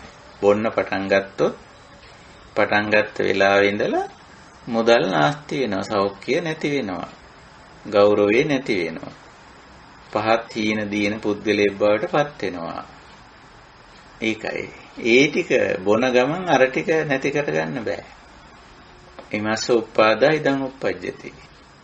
මේක හට ගන්නකොට මේකත් හට ගන්නවා. මේක පටන් ගත්තොත් මේකත් නිකාම පටන් ගනිනවා. මේක තමයි මේ සිද්ධිවල අන්තර් සම්බන්ධය. එතකොට ඕක දැක්ක පුද්ගලයාට අවබෝධ කරගත්ත පුද්ගලයාට පුළුවන්කම තියෙනවා ඒ අර්බුදේ ලියා ගන්න. ඒකයි. ඉතින් භාවනාවේ ඒකයි තියෙන්නේ ආතාපි කියන කොටසක්. නැත්නම් ආතාපි කියන ගුණය. අපි ඒක හුඟක් වෙලාවට ඉස්මතු කරන්නේ නැති ස්වභාවයක් තියෙනවා. ආතාපි. අවංක උත්සාහය කියලා අපි ඕකට පරිවර්තනයක් තියලා තියෙනවා දැන්. ආතාපි කියන්නේ. මොකකටද අවංක උත්සාහ කරන්නේ? දැන් අපි හිතමු ඵලය නරක නම් මොකටද අපි අවංක උත්සාහ කරන්න ඕන? ආතාපි වෙන්න ඕන. ඵලය නරක නම් අවංක උත්සාහ කරන්න ඕන හේතුව අයින් කරන්න. හේතුව අයින් කරොත් තමයි ඵලය අයින් වෙන්නේ. ඉතින් එහෙම උත්සාහ කරන්න ඕන. එහෙම උත්සාහ කරන්නේ නැතුව සමහර විට මේ නිවන් මාර්ගයේදී පවා සමහර අය මේ තණ්හාවට ඇලීමට ගැටීමට මුලාවට හේතුව අයින් කරන්නේ නැතුව මේ තණ්හාව අයින් කරන්න උත්සාහ කරනවා. මේක උත්සාහ කරනවා. හරියට තණ්හාව නැති කරන්න දන් දෙනවා වගේ වැඩක්. දානෙ දුන්නට කවදාවත් තණ්හාව නැති වෙන්නේ නැහැ. දානය කියන්නේ වෙනම එකක්. ඒක මේ පරිත්‍යාගශීලී භාවය කරුණාවෙන් මෛත්‍රියෙන් කරන වැඩක්. අපි කියනවා දානෙ දුන්නම තණ්හාව නැති වෙනවා කියලා. තණ්හාව එන්නේ නොදීඳීම තුල නෙමෙයි. තණ්හාව එන්නේ වේදනාපච්චය තණ්හා. විඳීම නිසා බැඳීම ඇති වෙනවා. එතකොට ඒ දෙකේනේ හේතුඵල සම්බන්ධය තියෙන්නේ. ඒ දෙකේ හේතුඵල සම්බන්ධය තියෙන්නේ. එහෙනම් තණ්හාව ඇලීම ගැටීම මුලාව තණ්හාව දුරු කරන්න නම් වේදනාව සම්බන්ධයෙන් තමයි ඊට අදාළ ප්‍රතිකර්මය තියෙන්නේ. විඳීමට අදාළ දේ. එහෙනම් විඳීමේදී සිහිනුවන උපද්දාගන්නේ හේතුවට ප්‍රතිකර්මය කරනවා. හේතුව වේදනාව, ඵලය තණ්හාව. වේදනා පත්‍ය තණ්හා. එහෙනම් අපි හේතුවටනේ ප්‍රතිකර්මය කරනවා. මේ දෙකේ අන්තර් සම්බන්ධය දකින්න. නැත්තම් අපි පය බරවාට පිටිකර බෙහෙත් බඳනාසේ කියලා අර ධර්මසේන හාමුදුරුවෝ කිව්වා වගේ පයේ තියෙන එකට බෙල්ල බෙහෙත් බඳිනවා වගේ කියලා. ඒ වගේ වැඩ මේ ආර්ය ප්‍රතිපද. ඒකයි බුදුරජාණන් වහන්සේ මේවයි අන්තර් සම්බන්ධතාවය නැත්නම් හේතුඵල සම්බන්ධතාවය පටිච්ච සමුප්පන්නතාවය පෙන්වා දීලා තියෙනවා. ඒත් අපි භාවනාවේදී දැන් මේ ප්‍රඥා භාවනාව හුඟක් වෙලාවට මේ මෙතන තියෙන්නේ. හොඳට නුවණින් විමසලා බලන්න ඕන. එතකොට Tamanට තේරෙනවා ඉමස්මින් සති ඉදං හෝති. ඉමස්ස උපාදාය ඉදං උප්පජ්ජති. මේක තියෙන්නේ මේ හේතුව නිසා. මේක හටගත්තේ මේ හේතුව නිසා. එතකොට මේ මෙහිම තියෙන එක දුකක් නම් කරදරයක් නම් මට කරන්න තියෙන්නේ අර හේතුව අයින් කරන්න.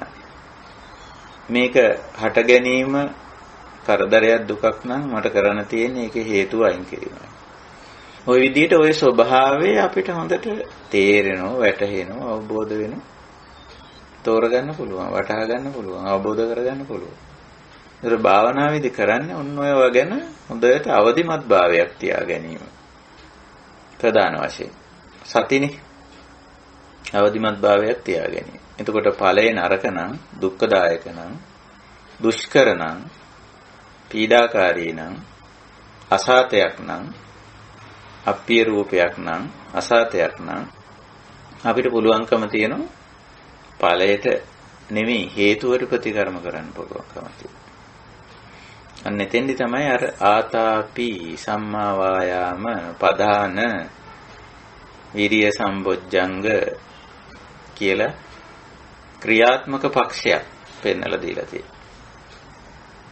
ඉතින් ඔන්න ඔය විදිහට අපි මේ සමුදය සත්‍ය දුක්ඛ සමුදයං අරිය සත්‍යං ඒක ගැන ඒ කමඨහන ඒ කොහොමද ඒක කමඨහනක් කරගන්නේ සතිපට්ඨාන භාවනා ක්‍රමේ තුල මොකද්ද මේ කියන්නේ මේ ඇලෙන ගැටෙන මුලා වෙන ස්වභාවය ගැන අවදිමත් වෙන්න කියලා දුක්ඛ සමුදයන් තණ්හාව ගැන අවදිමත් වෙන්න අවබෝධ කරගන්න මේ දුක්ඛ සමුදය ගැන කියනකොට කියන්නේ දුක්ඛ සමුදයං අරිය සත්‍යං පහතබ්බන්ති මේ බික්කවේ පුබ්බේ අනුනුස්සතේසු ධම්මේසු චක්කුං උදපාදි ඥානං උදපාදි පඤ්ඤා උදපාදි විඥා උදපාදි ආලෝකෝ උදපාදි කියලා. මට මේක හාත්පසින්ම තේරුණා මේක පහතබ්බය බහැර කළ යුතුයි කියන එක. එතකොට දැන් අපිට පේනවා මෙතෙන්දි බහැර කරන්නේ දුක්ඛ නෙමෙයි. දුක්ඛ නෙමෙයි. ගාක හිතන් ඉන්නේ දුක බහැර කරනවා, දුක අයින් කරනවා කියලා. ඒක ලොකු වැරදීමක්. දුක අයින් කිරීමක් නෑ. දුක්ඛ සමුදයං පහතබ්බං. දුක්ඛං පහතබ්බං කියලා අපේ ධර්මයේ කොහෙවත් කියවෙන්නේ නෑ. දුක්ඛං පහතබ්බං කියලා කියවෙන්නේ. දුක්ඛං පරිඤ්ඤය. දුෂ්කරතාවය ඇති වෙන ආකාරය පිරිසිඳ දැනගෙන ඒක ඵලයනේ දුක්ඛ කියන්නේ. එතකොට අපි ඒක ඇති ඒ ඵලය ඇති කරන හේතුවටයි අපි පහතබ්බං කියන වචනෙටත් හුඟක් වෙලාවට පරිවර්තන දෙන්නේ අයින් කරනවා කියන අදහස. නමුත් අයින් කරනවා කියන අදහසම නෙමෙයි මෙතන තියෙන්නේ. එක්තරා විදිහක අයින් කිරීමකුත් තියෙනවා නැත්temat නැහැ. නමුත් ඒ හේතුවට සමහර වෙලාවට අපි හේතුව විඳ දරා ගන්නවා. හේතුව සමහර හේතු බැහැර කරන්න බෑ. සමහර හේතු බැහැර කරන්න බෑ ඇත්තට. දැන් මම අර මුලින් කියපු නිදර්ශනේ කය ඇති කල්හි ලෙඩවීම ඇත, ජරාව ඇත, මරණය ඇත. දැන් කය ඇති කල්හි මස්මින් සති ඉදං හෝති. කය ඇති කල්හි ලෙඩවීම ඇත, මරණය ඇත, ජරාව ඇත. දැන් එතකොට මෙතන මොකද්ද පහතබ්බං කියලා කියන්නේ? එතකොට මෙතන බැහැර කරන්නේ අවිද්‍යාව. ඒ කියන්නේ අපි යම් නොදැනුවත්කමක යම් අනවබෝධයක ඉන්නවා. ශරීරයේ තියාගෙන ජරාව, ව්‍යාධිය, මරණය කියන දේ බැහැර කරන්න පුළුවන් කියලා. අයින් කරන්න පුළුවන් කියලා. අන්නේ අවිද්‍යාව, ඒක අවිද්‍යාවක් නේ. ඒක තමයි බැහැර කරන්නේ. එහෙම නැතුව මේ ශරීරයේ තියෙන නිසාය ලෙඩ වෙන්නේ, ශරීරයේ තියෙන නිසාය මහලු වෙන්නේ, ශරීරයක් තියෙන නිසාය මරණයටපත් වෙන්නේ. ඒක නිසා ශරීරය අයින් කරන්න ඕනේ කියන තැනට ගියොත් ඒක තව අවිද්‍යාවක්. ඒක හරියට හේතුඵල ධර්මානුකූලව දුක බැහැර කිරීමක් නෙවෙයි. ඒක නිසා මෙතන බැහැර කරන්නේ අන්නේ වැරදි වැටහීම. ඒ අවිද්‍යාව තමයි අයින් කරන්නේ. ඒ වගේ සමහර තැන්වල සංකල්පය අයින් කරන්නේ. පහතබ්බං බැහැර කරන්නේ සංකල්පය. වස්තුව නෙවෙයි. සමහර තැන්වලදී බැහැර කරන්නේ වචනය. වස්තුව නෙවෙයි. දුක ඇති කරන්න හේතු වෙන්නේ වචනේ නම් වචනය තමයි බැහැර කරන්නේ. සමහර තැන්වලදී ක්‍රියාව බැහැර කරනවා. දුක ඇති වෙන්න හේතු වෙන්නේ මේ ක්‍රියාව නම් මස්මින් සතිදං හෝති නම් මේ ක්‍රියාව ඇති කරලි මේ දුෂ්කරතාව එනවා නම් එතෙන් ක්‍රියාව බැහැර කරනවා. සමහර වෙලාවට බැහැර කරන්නේ භාණ්ඩය හෝ සේවාව වෙන්නත් පුළුවන්. මේ භාණ්ඩය ඇති කල්ලි මේ දුෂ්කරතාවය ඇත. මේ දේ ඇති කල්ලි මේ දුෂ්කරතාවය ඇත. එහෙනම් අපි ඒ දේ, භාණ්ඩය, ඒ වස්තුව, ඒ සේවාව අයින් කරනවා. අන්න ඒ වගේ මේ හේතුඵල වශයෙන් දැකලා තමයි අපි පහතබ්බේ හරියටම තෝරගන්නේ. දැන් මෙතන මොකද්ද පහතබ්බේ? මොකද්ද බැහැර කළ යුත්තේ? මොකද්ද අයින් කරගත්තේ? අදහසද? වචනයේද? ක්‍රියාවද? භාණ්ඩයේද? සේවාවද? පුද්ගලයාද? ස්ථානයේද? පරිසරයේද? ඒක හරියටම නුවණින් තෝරගන්න ඕන. හරියටම හේතුව හොයාගන්න ඕන. මෙතන හේතු. අපි සමහර වෙලාවට දැන් මම නිදර්ශන කියන්න. සමහර විට පුද්ගල ගැටුම් වලදී අපි හිතනවා මේ පුද්ගලයා අයින් කරොත් තමයි මේ ගැටුමට හේතුව පුද්ගලයා මෙයා අයින් කරොත් මේ ගැටුම ඉවරයි කියලා. නමුත් ඇත්තටම සමහර වෙලාවට බලපුවාම හේතුව පුද්ගලයා නෙමෙයි. අපේ අභ්‍යන්තරයේ තියෙන නොරුස්නාකම්, ද්වේෂය වගේ දේවල්. එවැනි ගතිගුණ වලට අපේ මනසේ දැන් පුද්ගලයන්ගේ විවිධ ගතිගුණ තියෙනවානේ. එවැනි ගතිගුණ වලට අපේ මනසේ තියෙන නොරුස්නාකම ගැටුම තමයි හේතු වෙලා තියෙන පුද්ගලයා නෙමෙයි. දැන් ඉතින් අපි පුද්ගලයා අයින් කරලා වෙන පුද්ගලයෙක් ගන්නවා. එහෙම නැත්නම් ඒ පුද්ගලයා ඉන්න තැනින් අපි වෙන තැනකට යනවා. වෙන තැනකට ගියාම එතනත් අර ගති ලක්ෂණ ඔන්න හමු වෙනවා. ඇයි පුද්ගලයා ඉන්නවනේ. පුද්ගලයෝ නැති තැන නැහැ. එතනත් එවැනි ගති ලක්ෂණ හමු වෙනවා. ඔන්න එතනක් ගැටෙන්න පටන් ගන්නවා. දැන් එතකොට හරියටම මේකේ සමුදය තේරිලා නැහැ. එතකොට හේතුව අපි හිතාගෙන ඉන්නේ මේ පුද්ගලයා මේ පුද්ගලයෝ නිසා තමයි මේ ප්‍රශ්නේ තියෙන්නේ. ඒ නිසා මම පුද්ගලයෝ අයින් කරනවා. එහෙම නැත්නම් ඒ පුද්ගලයාගෙන් මං අයින් වෙනවා කියලා. පුද්ගල ගතිගුණ තියෙනවා. ඒව නැතුව නෙමෙයි. පුද්ගලයන්ගේ චර්යා රට හැසිරීම රට තියෙනවා. හැබැයි මේකේ ඇත්තටම දුකට හේතුව පුද්ගලයාගේ චර්යාව නෙමෙයි. මේ පුද්ගලයාගේ චර්යාවට මගේ අභ්‍යන්තරයේ තියෙන නුරුස්නාකම. එහෙම නැත්නම් මේ පුද්ගලයාගේ චර්යාවට මගේ අභ්‍යන්තරයේ තියෙන දැඩි කැමැත්ත. දැඩි කැමැත්ත. ඉතින් මේ දැඩි කැමැත්ත තියෙනකම් මෙතන ගැටුම්. ඉතින් අපි හිතනවා මේ පුද්ගලයා අයින් වුණා නම් හරි. එහෙම නැත්නම් මේ පුද්ගලයාගෙන් මම අයින් වුණා නම් හරි කියලා. නෑ. අයින් කරගත යුත්තේ පහතබ්බය. එතකොට එතන පුද්ගලයා නෙමෙයි. බැහැර කළ යුත්තේ. තමන්ගේ අභ්‍යන්තරයේ තියෙන අර සංකල්පය. අපි ඒකට සංකප්ප කියමු. ඒ සංකල්පය බැහැර කළ යුත්තේ. සමහර තැන්වල වචනයයි බැහැර කළ යුත්තේ. අපේ වචනය. අපි අපේ වචනය අයින් කරගන්න නැතුව සමහරට අනිත් පුද්ගලයෝ අයින් කරන්න යනවා. මේ පුද්ගලයා හැමතිස්සෙම ප්‍රකෝප වෙන්නේ, කලබල වෙන්නේ, ප්‍රචණ්ඩ වෙන්නේ අපේ වචනේ. අපි මේ වචනේ එහෙමම පාවිච්චි කරමින් කියනවා මොකද ඔයා කලබල වෙන්නේ? මං එහෙම කිව්වා මං ඔහොම කිව්වා ඔච්චර කලබල වෙන්න දෙයක් මං කිව්වේ නෑනේ. ඔච්චර තරහ ගන්න දෙයක් මං කිව්වේ නෑනේ කියලා අපේ වචනේ අපි අයින් කරගන්නේ. එතන වචනයයි හේතුව. අපි අනිත් පැත්තට ගිහිල්ලා පුද්ගලයාට කියනවා. මොකද අපි හරියටම නිරීක්ෂණය කරගන්න ඕන මෙයා ප්‍රකෝප වෙන්නේ, මෙයා කලබල වෙන්නේ, මෙයා දුකටපත් වෙන්නේ මේ වචන වලින්. එතන තියෙන වචනයයි හේතුව. එන අපි ඔය වචනය අයින් කරගන්නවා. පහතබ්බ. සමහර තැනකදී එහෙම වෙන්න පුළුවන්. හේතුව. ඉමස්මින් සති ඉදං හෝති. මේ වචනේ ඇති කල්ලි මේ ප්‍රචණ්ඩ වීම ඇත. ඒකයි සිද්ධි දෙකේ අන්තර් සම්බන්ධතාවය දකින්න කියලා. සමුදය. ඉතින් එහෙනම් අයින් කරන්න වෙන්නේ ඒක. ඔන්න ඕව ගැන අවදිමත් බවක් සතිපට්ඨානයේදී අපිට උගන්වන්නේ. අවදිමත් බවක් තියාගන්න කියලා. කොහොම. ඉතින් ඕනතරම් නිදර්ශන අපිට අපේ සාමාන්‍ය එදිනෙදා ජීවිතේ ඕනතරම් නිදර්ශන අපිට කතා කරන්න පුළුවන්. මම හිතනවා එකක් දෙකක් කතා කරපුවම ප්‍රමාණවත් වෙනවා. ඉතින් අද අපි අවධානය යොමු කළේ ඔන්න ඔය ඉමස්මින් සති ඉදං හෝති ඉමස්ස උප්පාදා ඉදං උප්පජ්ජති කියන කාරණේ. සිද්ධිවල ධර්මතාවල අන්තර් සම්බන්ධය. යමක් තියෙනකොට තව එකක් තියෙනවා. යමක් හට ගන්නකොට තව එකක් හට ගන්නවා. මෙන්න මේ කියන එක. හේතුඵල සම්බන්ධය. හොඳයි.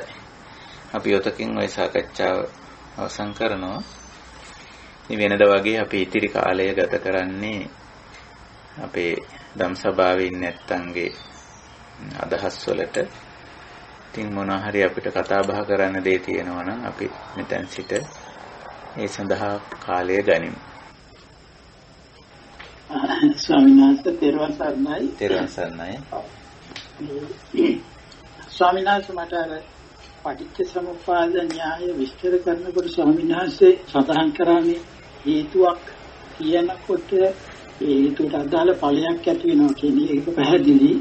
මෙතනදී මට ප්‍රශ්නයක් ඇටියෙත් මතුවෙන ස්වාමීන් වහන්සේ අපිට කිසිම දෙයක පැවැත්මක් තියෙනවා කියන එකක් පිළිගත්තොත් ඒක පටිච්ච සමුප්පාදයට ඒ න්‍යායයට පටහැනි වෙනව නේද කියන ප්‍රශ්නය උභාසයේ විස්තර කළ ආකාරයක අපිට ප්‍රායෝගිකව දේවල් දිහා බලනකොට අපිට ඒක තේරුම් ගන්න පුළුවන්.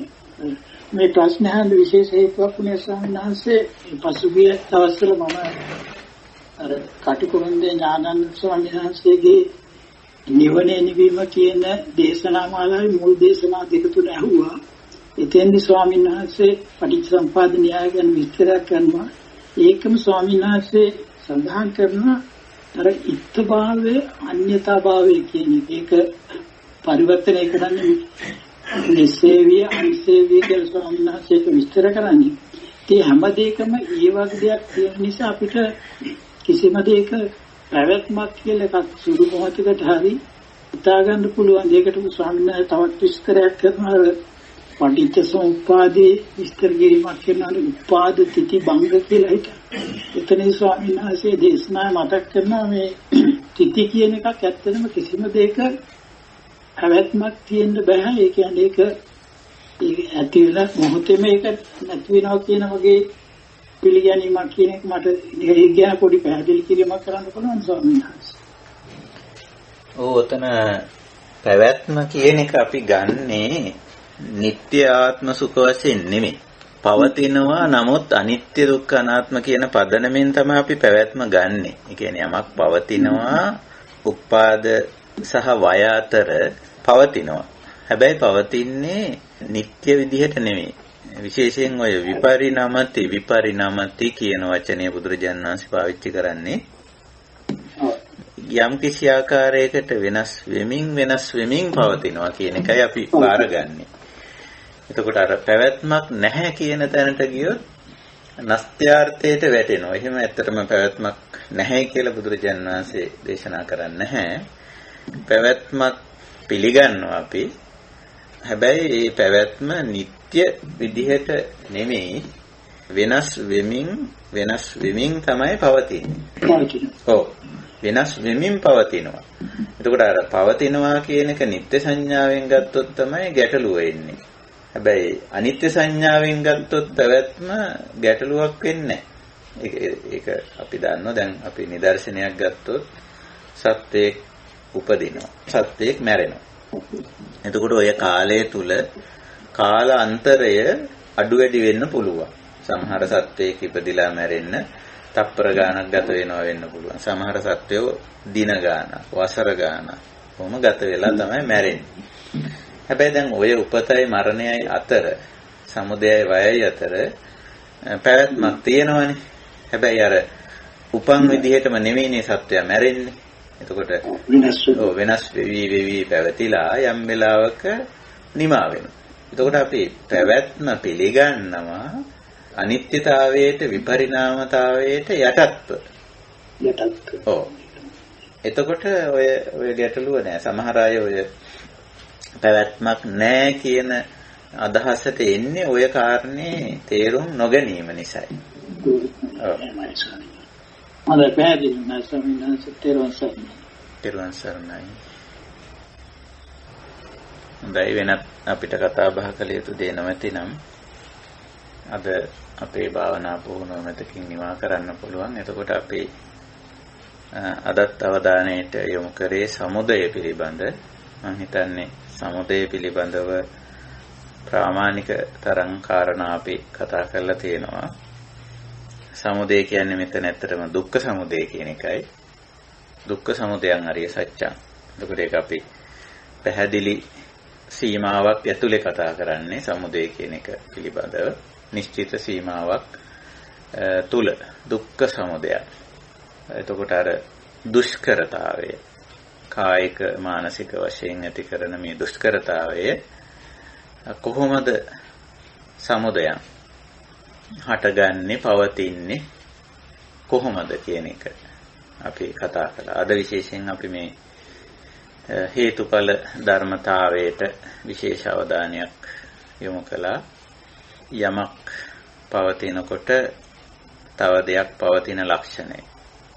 ඒක හේතුඵල ධර්මතාවය. සබාධමයට අයිති දෙයක් ඒක. ීමස්මින් සතිදං හෝති කියන්නේ. ඒ වගේම යමක් හට ගන්නකොට ඒ සමගම තවත් දෙයක් හෝ දේවල් කීපයක් හට ගැනීම. ීමස්ස උප්පාදා ඉදං උප්පජ්ජති. ඒකත් සබාධමයට අයිති දෙයක්.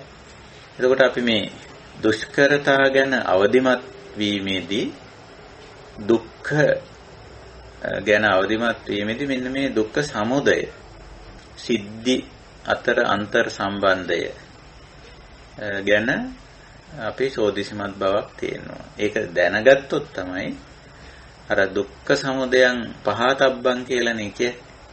මේකේ හේතුව බැහැර කිරීම හරියටම හේතුව තේරුම් ගන්න අවශ්‍යයි. ඒක තේරුම් ගත්තොත් තමයි අපිට පහාන කරන්න පුළුවන්කම තියෙන්නේ. බැහැර කරන්න පුළුවන්කම තියෙන්නේ. එහෙම නැත්නම් අපි හේතුව වෙනුවට එක්ක ඵලය අල්ලගෙන දඟලනවා වෙන්න පුළුවන්. ගාක් වෙලාවට මිනිස්සුયો කරන්නේ එහෙමයි. හේතුව ගැන හොයන්නෙත් නෑ, දන්නෙත් නෑ. ඒක නිසා හේතුව අයින් කරගන්න විදිහක් නෑනේ. ඵලය අල්ලගෙන තමයි දඟලන්නේ. ඉතින් ඒක නිසායි බුදුරජාණන් වහන්සේ දුකේ හේතුව දුක්ඛ සමුදයං යායන් තණ්හා. මේ කාම තණ්හාව, මේ භව තණ්හාව, මේ විභව තණ්හාව. මේ ඇලෙන ගැටෙන මුලා වෙන ස්වභාවය. ඒතකොට මෙතෙන්දී අපි බලන්නේ ඇයි ඇලෙන්නේ, ඇයි ගැටෙන්නේ, ඇයි මුලා වෙන්නේ.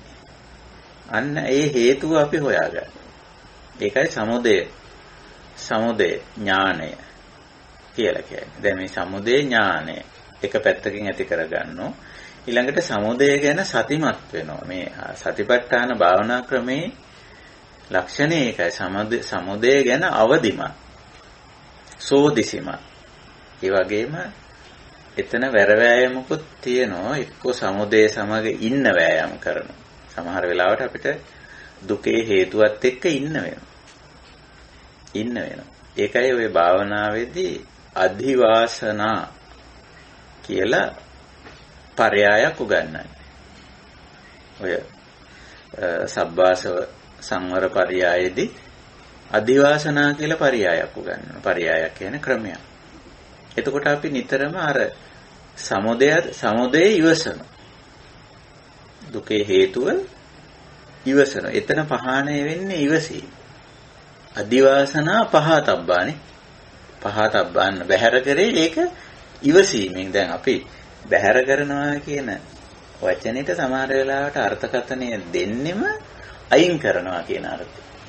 අයින් කරනවා කියන අර්ථයම දුන්නොත් වැරදි. දැන් අදිවාසනා පහතබ්බා. ඉවසීමෙන් එතකොට ඒක කරන්නේ දරා ගන්න වෙනවා අපිට. එතන දුකේ හේතුව දරා ගන්න වෙනවා. සමහර ඒවායි දුකේ හේතුව පරිඤ්ඤය තේරුම් ගන්න වෙනවා. දස්සන. සමහර ඒවායිදී සංවරය තියෙනවා. ඒ කියන්නේ අර අපි කිව්වේ සිතවිල්ල නම් හේතුව සිතවිල්ල වෙනස් කරගන්න. වචනය නම් හේතුව වචනය අයින් කරගන්න. ක්‍රියාව නම් හේතුව ක්‍රියාව අයින් කරගන්න. ඒක තමයි සංවරය. සමහර තැනදී පටිසේවන අවශ්‍ය කුසලතාවයේ එතෙන්දී භාවිතා කිරීම පටිසේවනා කියලා කියන්නේ. ගොක් වෙලාවට. සමහර තැනකදී අදිවාසනා පහාණයට අදිවාසනා පහතම. සමහර තැනකදී පරිවර්ජනාව තමයි. හේතුව මග අරිනවා අපි. අපිට හේතුව අයින් කරන්නත් බෑ, හේතුව ඉවසන්නත් බෑ. අපි කරන්නේ හේතුව මග අරිනවා. දුකේ හේතුව මග අරිනවා. සමහර තැනකදී ඒක තමයි.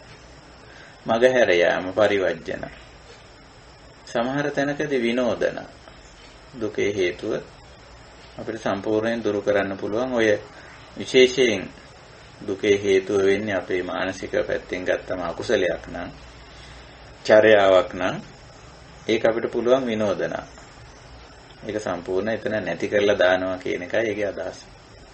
ඊළඟට සමහර තැන්වලදී භාවනා අවශ්‍ය කුසලයේ වඩා ගත්තම සමහර තැනකදී මේ දුක ඇති වෙන්නේ ඒ ප්‍රාමාණික තරම් කුසලයේ නැතිකම අපේ. නේ? ඒ සතිය නැති වුණාම ඉතින් හරියට ඔය ප්‍රමාද දෝෂ සිද්ධ වෙනවා. වර්තමාන මොහොතේ අවදිමත් භාවය නැති වුණාම හරියට ප්‍රමාද දෝෂ. ඉතින් අපි ඔය ප්‍රමාද දෝෂය නේ දැන් දුක ඵලය. ඉතින් අපි ඕක ගැන දුක් වේවි කනගාටු වේවි පසුතැවි හිටියට වැඩක් නැහැනේ. මට මේ ප්‍රමාද දෝෂයන් සිද්ධ වෙනවා කියලා මම සතිය දිනු කරනවා. එතකොට එතන ක්‍රමයේ වෙන්නේ භාවනා පහතබ්බා. අර ගැටලුව අපි දුරු කරන්නේ කුසලයක් වඩා ගැනීම තුළ. ඒ කුසලේ නැති තාක් අර ගැටලුව එනවා. කුසලේ වඩපු ගමන්ම නේ ඔකට අර නිදර්ශනයක් කියනවා. දැන් අපි මොන හරි කපන්න ගියාම මොට්ට ආයුධයක් අරගෙන අපි කපන්න යනවා මොකක් හරි. ඉතින් කැපෙන්නේ නැහැ කියලා අපි යෝ මේ පීය කැපෙන්නේ නැහැ මේකෙන් කපන්න බෑ. මොකටද මෙහෙම පීයක් ගෙනාවේ? ඕක කියා ඉන්නවා අර පීයේ මොටකම ගැන. හැබැයි අපි පොඩ්ඩක් අර පීයේ මැදලා ගත්තනම් ඒ කියන්නේ පීයේ කුසලයේ වර්ධනය කරනවා. පීයේ තිබිය යුතු කුසලය අපි වර්ධනය කරනවා. පොඩ්ඩක් පීයේ මැදලා ගන්න. අන්න වර්ධනය කරපු ගමන් කැපෙන්න පටන් ගන්නවා. ඒ වගේ මම මේ නිදර්ශනයක් කියන්නේ අපේ ජීවිතේ සමහර කුසල් වැඩිලා නැහැ. ඒකයි මේ දුක. දුකට හේතුව සමහර කුසල් වැඩිලා නැහැ. ඒ කුසලයේ වඩපු ගමන්ම ඒක පහන වෙනවා, දුරු වෙනවා. ඉතින් ඔන්නෝය සියුම් පැති මේ එක එක දේවල් වල අන්තර් සම්බන්ධය බුදුරජාණන් වහන්සේ පෙන්නන ඉමස්මින් සති දන් හෝති මස්සෝප්පාදයි දන් උපජ්ජති වශයෙන්. ඉතින් අද අපි අවධානය යොමු කරේ මේ කාරණේට. ඉතින් මම හිතන හොඳයි අපි ඔතකින් එහෙමනම් අද දවසේ අපේ භාවනා පුහුණුව නිමා කරමු. ඉතින් භාවනාවේ තියෙන්නේ ප්‍රායෝගික වීමනේ. නිතරම ක්‍රියාත්මක වීම තියෙන්නේ. ඉතින් අපි එතෙන්දී අවදිමත් බවත් සෝදිසිමත් බවත් විතරක් මදි. මේ දෙක අත්‍යවශ්‍යයි. හැබැයි තුන්වෙනි කාරණේ ආතාපි අවංක උත්සාහය ඒකක් තියෙනවා. ඉතින් එහෙම තියාගත්තොත් අපිට පහානය නැත්තම් දුක්ඛ සමුදය අමාරු නෑ. පහතබ්බන් කෘත්‍ය අමාරු වෙන්නේ නෑ. දුක්ඛ සමුදයන් පහතබ්බන්නේ. දුකට හේතුව නිරෝධ කිරීම කියලා අපි කියන්නේ. ඒකට බැහැර කිරීම අමාරු වෙන්නේ නෑ. ඒකයි. ඉතින් හොඳයි අපි උපමනකින් ඔය නිරෝධ සත්‍ය ගැන භාවනාව අපි නිමා කරලා ඊළඟ අවස්ථාවේ අපි බලාපොරොත්තු වෙන්නේ මේ සමුදය සත්‍ය පිළිබඳ භාවනාව අපි ඔතකින් නිමා කරලා ඊළඟ අවස්ථාවේ අපි බලාපොරොත්තු වෙන්නේ නිරෝධ ගැන කතා කරන්න. හැබැයි දැනටමත් නිරෝධ ගැන මේ සමුදය ගැන කතා කරනකොට අපිට නිරෝධ ගැන ඇත්තටම තේරිලා තියෙන හුඟක් අවබෝධ වෙලා තියෙන්නේ. නමුත් අපි නිරෝධ ගැන තව ටිකක් කතා බහ කරමු. මොකද්ද මේ දුක්ඛ නිරෝධං අරිය සත්‍යං. දුක්ඛ නිරෝධ කියන වචනේත් අපි වාක් වෙලාවට පරිවර්තන දෝෂ එහෙම ගොඩක් තියෙනවා. නිරෝධ කියන වචනේ අපි ඒක ඉදිරි අවස්ථාවකදී නම වෙලා කතා බහ කරමු. හොඳයි අපි එහෙමනම් අදට අපේ භාවනා පුහුණුව මෙතකින් නිමා කරනවා. ඉතින් අපි පළමුවෙන් මේ ගැන අනුමෝදන් වෙමු. අපි මිනිස්සු හැටියට ඉපදිලා බුද්ධෝත්පාද කාලයක ඉපදිලා සද්ධර්ම ශ්‍රවණය කරන්න, කල්යාණ මිත්‍රයන් ආශ්‍රය කරන්න, බණ භාවනා පුහුණු වෙන්න අවස්ථාවක් ලැබිලා තියෙනවා. සිසු මිනිස්සු එක්ක කල්පනා කරලා බලපුවම තවත් මේ ලෝකේ අප්‍රමාණ මිනිස්සු ඉන්නෝ. හැබැයි මනුෂ්‍ය ජීවිතයක් ලැබුණාට බුද්ධෝත්පාද කාලෙක හිටියට සද්ධර්ම ශ්‍රවණයක් නැහැ, කල්යාණ මිත්‍ර ආශ්‍රයයක් නැහැ, ධම්මානුධම්ම ප්‍රතිපදාවක් නැහැ. ඉතින් අර ලැබුව මනුෂ්‍ය ජීවිතේනොත් ලබා තිබෙන බුද්ධෝත්පාද කාලයනොත් වැඩක් නැහැ යයිට. එහෙම ජීවිත තියෙනවා. නමුත් එහෙම ජීවිත බහුතරයක් මැද අපි මේ මාර්ගස්ත්‍යෝ වෙලා තියෙනවා. ඵලය තම තමන් තමයි දන්නේ. කොහොම නමුත් අපිට පැහැදිලිව කියන්න පුළුවන් අපි මාර්ගස්ත වෙලා ඉන්නේ කියලා. මගට යොමු වුණු අය, සෝතාපන්න අය, සුපටිපන්න අය බවට පත් වෙලා තියෙනවා. සුපිලිපන්න අය බවට. ඉතින් ඒ අපේ සුපිලිපන් භාවය ගැන අපි පළමුවෙන්ම සතුටු වෙමු. ඒක තමයි අපේ අනුමෝදනාව. දෙවනුව අපි මේ සුපිලිපන් භාවය අනිත් අයටත් අනුමෝදන් කරමු. මේ උතුම් ධර්ම මාර්ගයට අනිත් අයත් යොමු වේවා කියලා. අප මේ කරන්නා වූ කියන්නා වූ යහපත් ධර්ම මාර්ගයට අදාළව යහපත් දේ අනිත් අයත් ඇදූ වැඩූ මව්පියෝ සිත් සතර උගන්වපු ගුරුතුමා දහම් මඟ නිවන් මඟ එලිපෙහෙලි කරලා දෙන ඇත්තෝ ජීවිතේට උදව් උපකාර කරන ඇත්තෝ ආදී අනුමෝදන් විය හැකි තාක් සියලු දෙනා මේ යහපත් දේ දැනගනිත්වා දැකගනිත්වා දැනදක සතුටු වේවා අනුමෝදන් වේවා අනුගමනය කෙරෙත්වා ඊයත්ොත් සුපටිපන්න වේවා, සුපිලිපන් වේවා. ඒ කියන්නේ මේ නිවන් මඟට යමු වේවා කියන මෙත් සිත අපි ඇති කරගමු මේ හැම දෙනා කෙරේ. ඒක තමයි අපේ අනුමෝදනාව. ඉතින් අපි අදිෂ්ඨානයක් තියාගමු මේ අපි වඩා ගන්නා වූ ධර්ම අවබෝධයේ භාවනාමය කුසලය මෙහි කෙලවරටම ගෙනියනවා කියලා.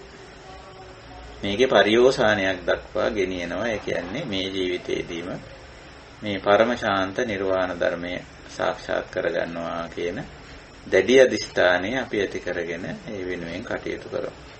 හොඳයි. මේ උතුම් අදිෂ්ඨානයෙන් යුතුව අපි ගාථා සජ්ජායනයෙන් අනුමෝදනා සහ ආශිර්වාද කරමු.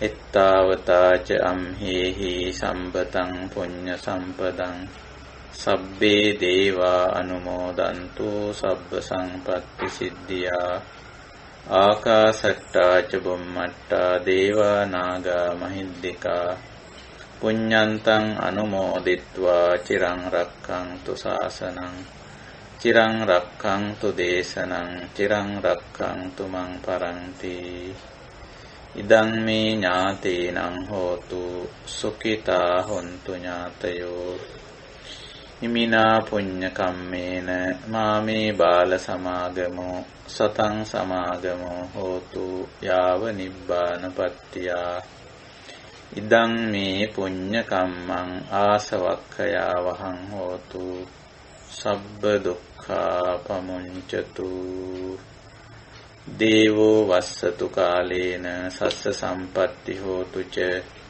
පීතෝ භවතු ලෝකෝ ච රාජා භවතු ධම්මිකෝ.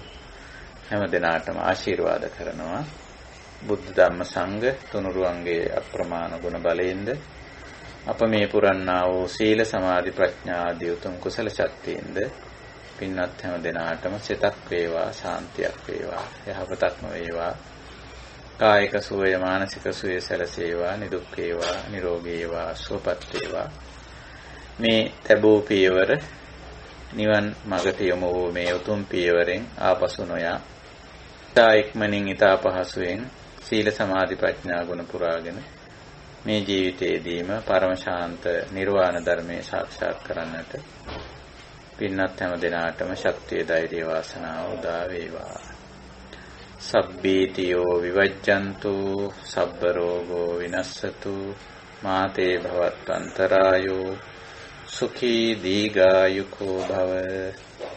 අභිවාදන සීලිස්ස නිච්ඡං වුද්ධාපචායිනෝ චත්තාරෝ ධම්මා වඩ්ඩಂತಿ ආයුවන්නෝ සුඛං බලං ආයුරාෝග්‍ය සම්පatti සග්ග සම්පatti මේවච අතෝ නිබ්බාන සම්පatti ඉමිනාතේ සමිජ්ජතු. තෙරුවන් සරණයි. සුවපත් වේවා. සාදු සාදු වහන්සේ සාදු නමස්කාර කරන වහන්සේලා තෙරුවන් සරණයි. සුවපත් වේවා. තෙරුවන් සරණයි ස්වාමීන් වහන්සේ. මොටිම තෙරුවන් සරණයි.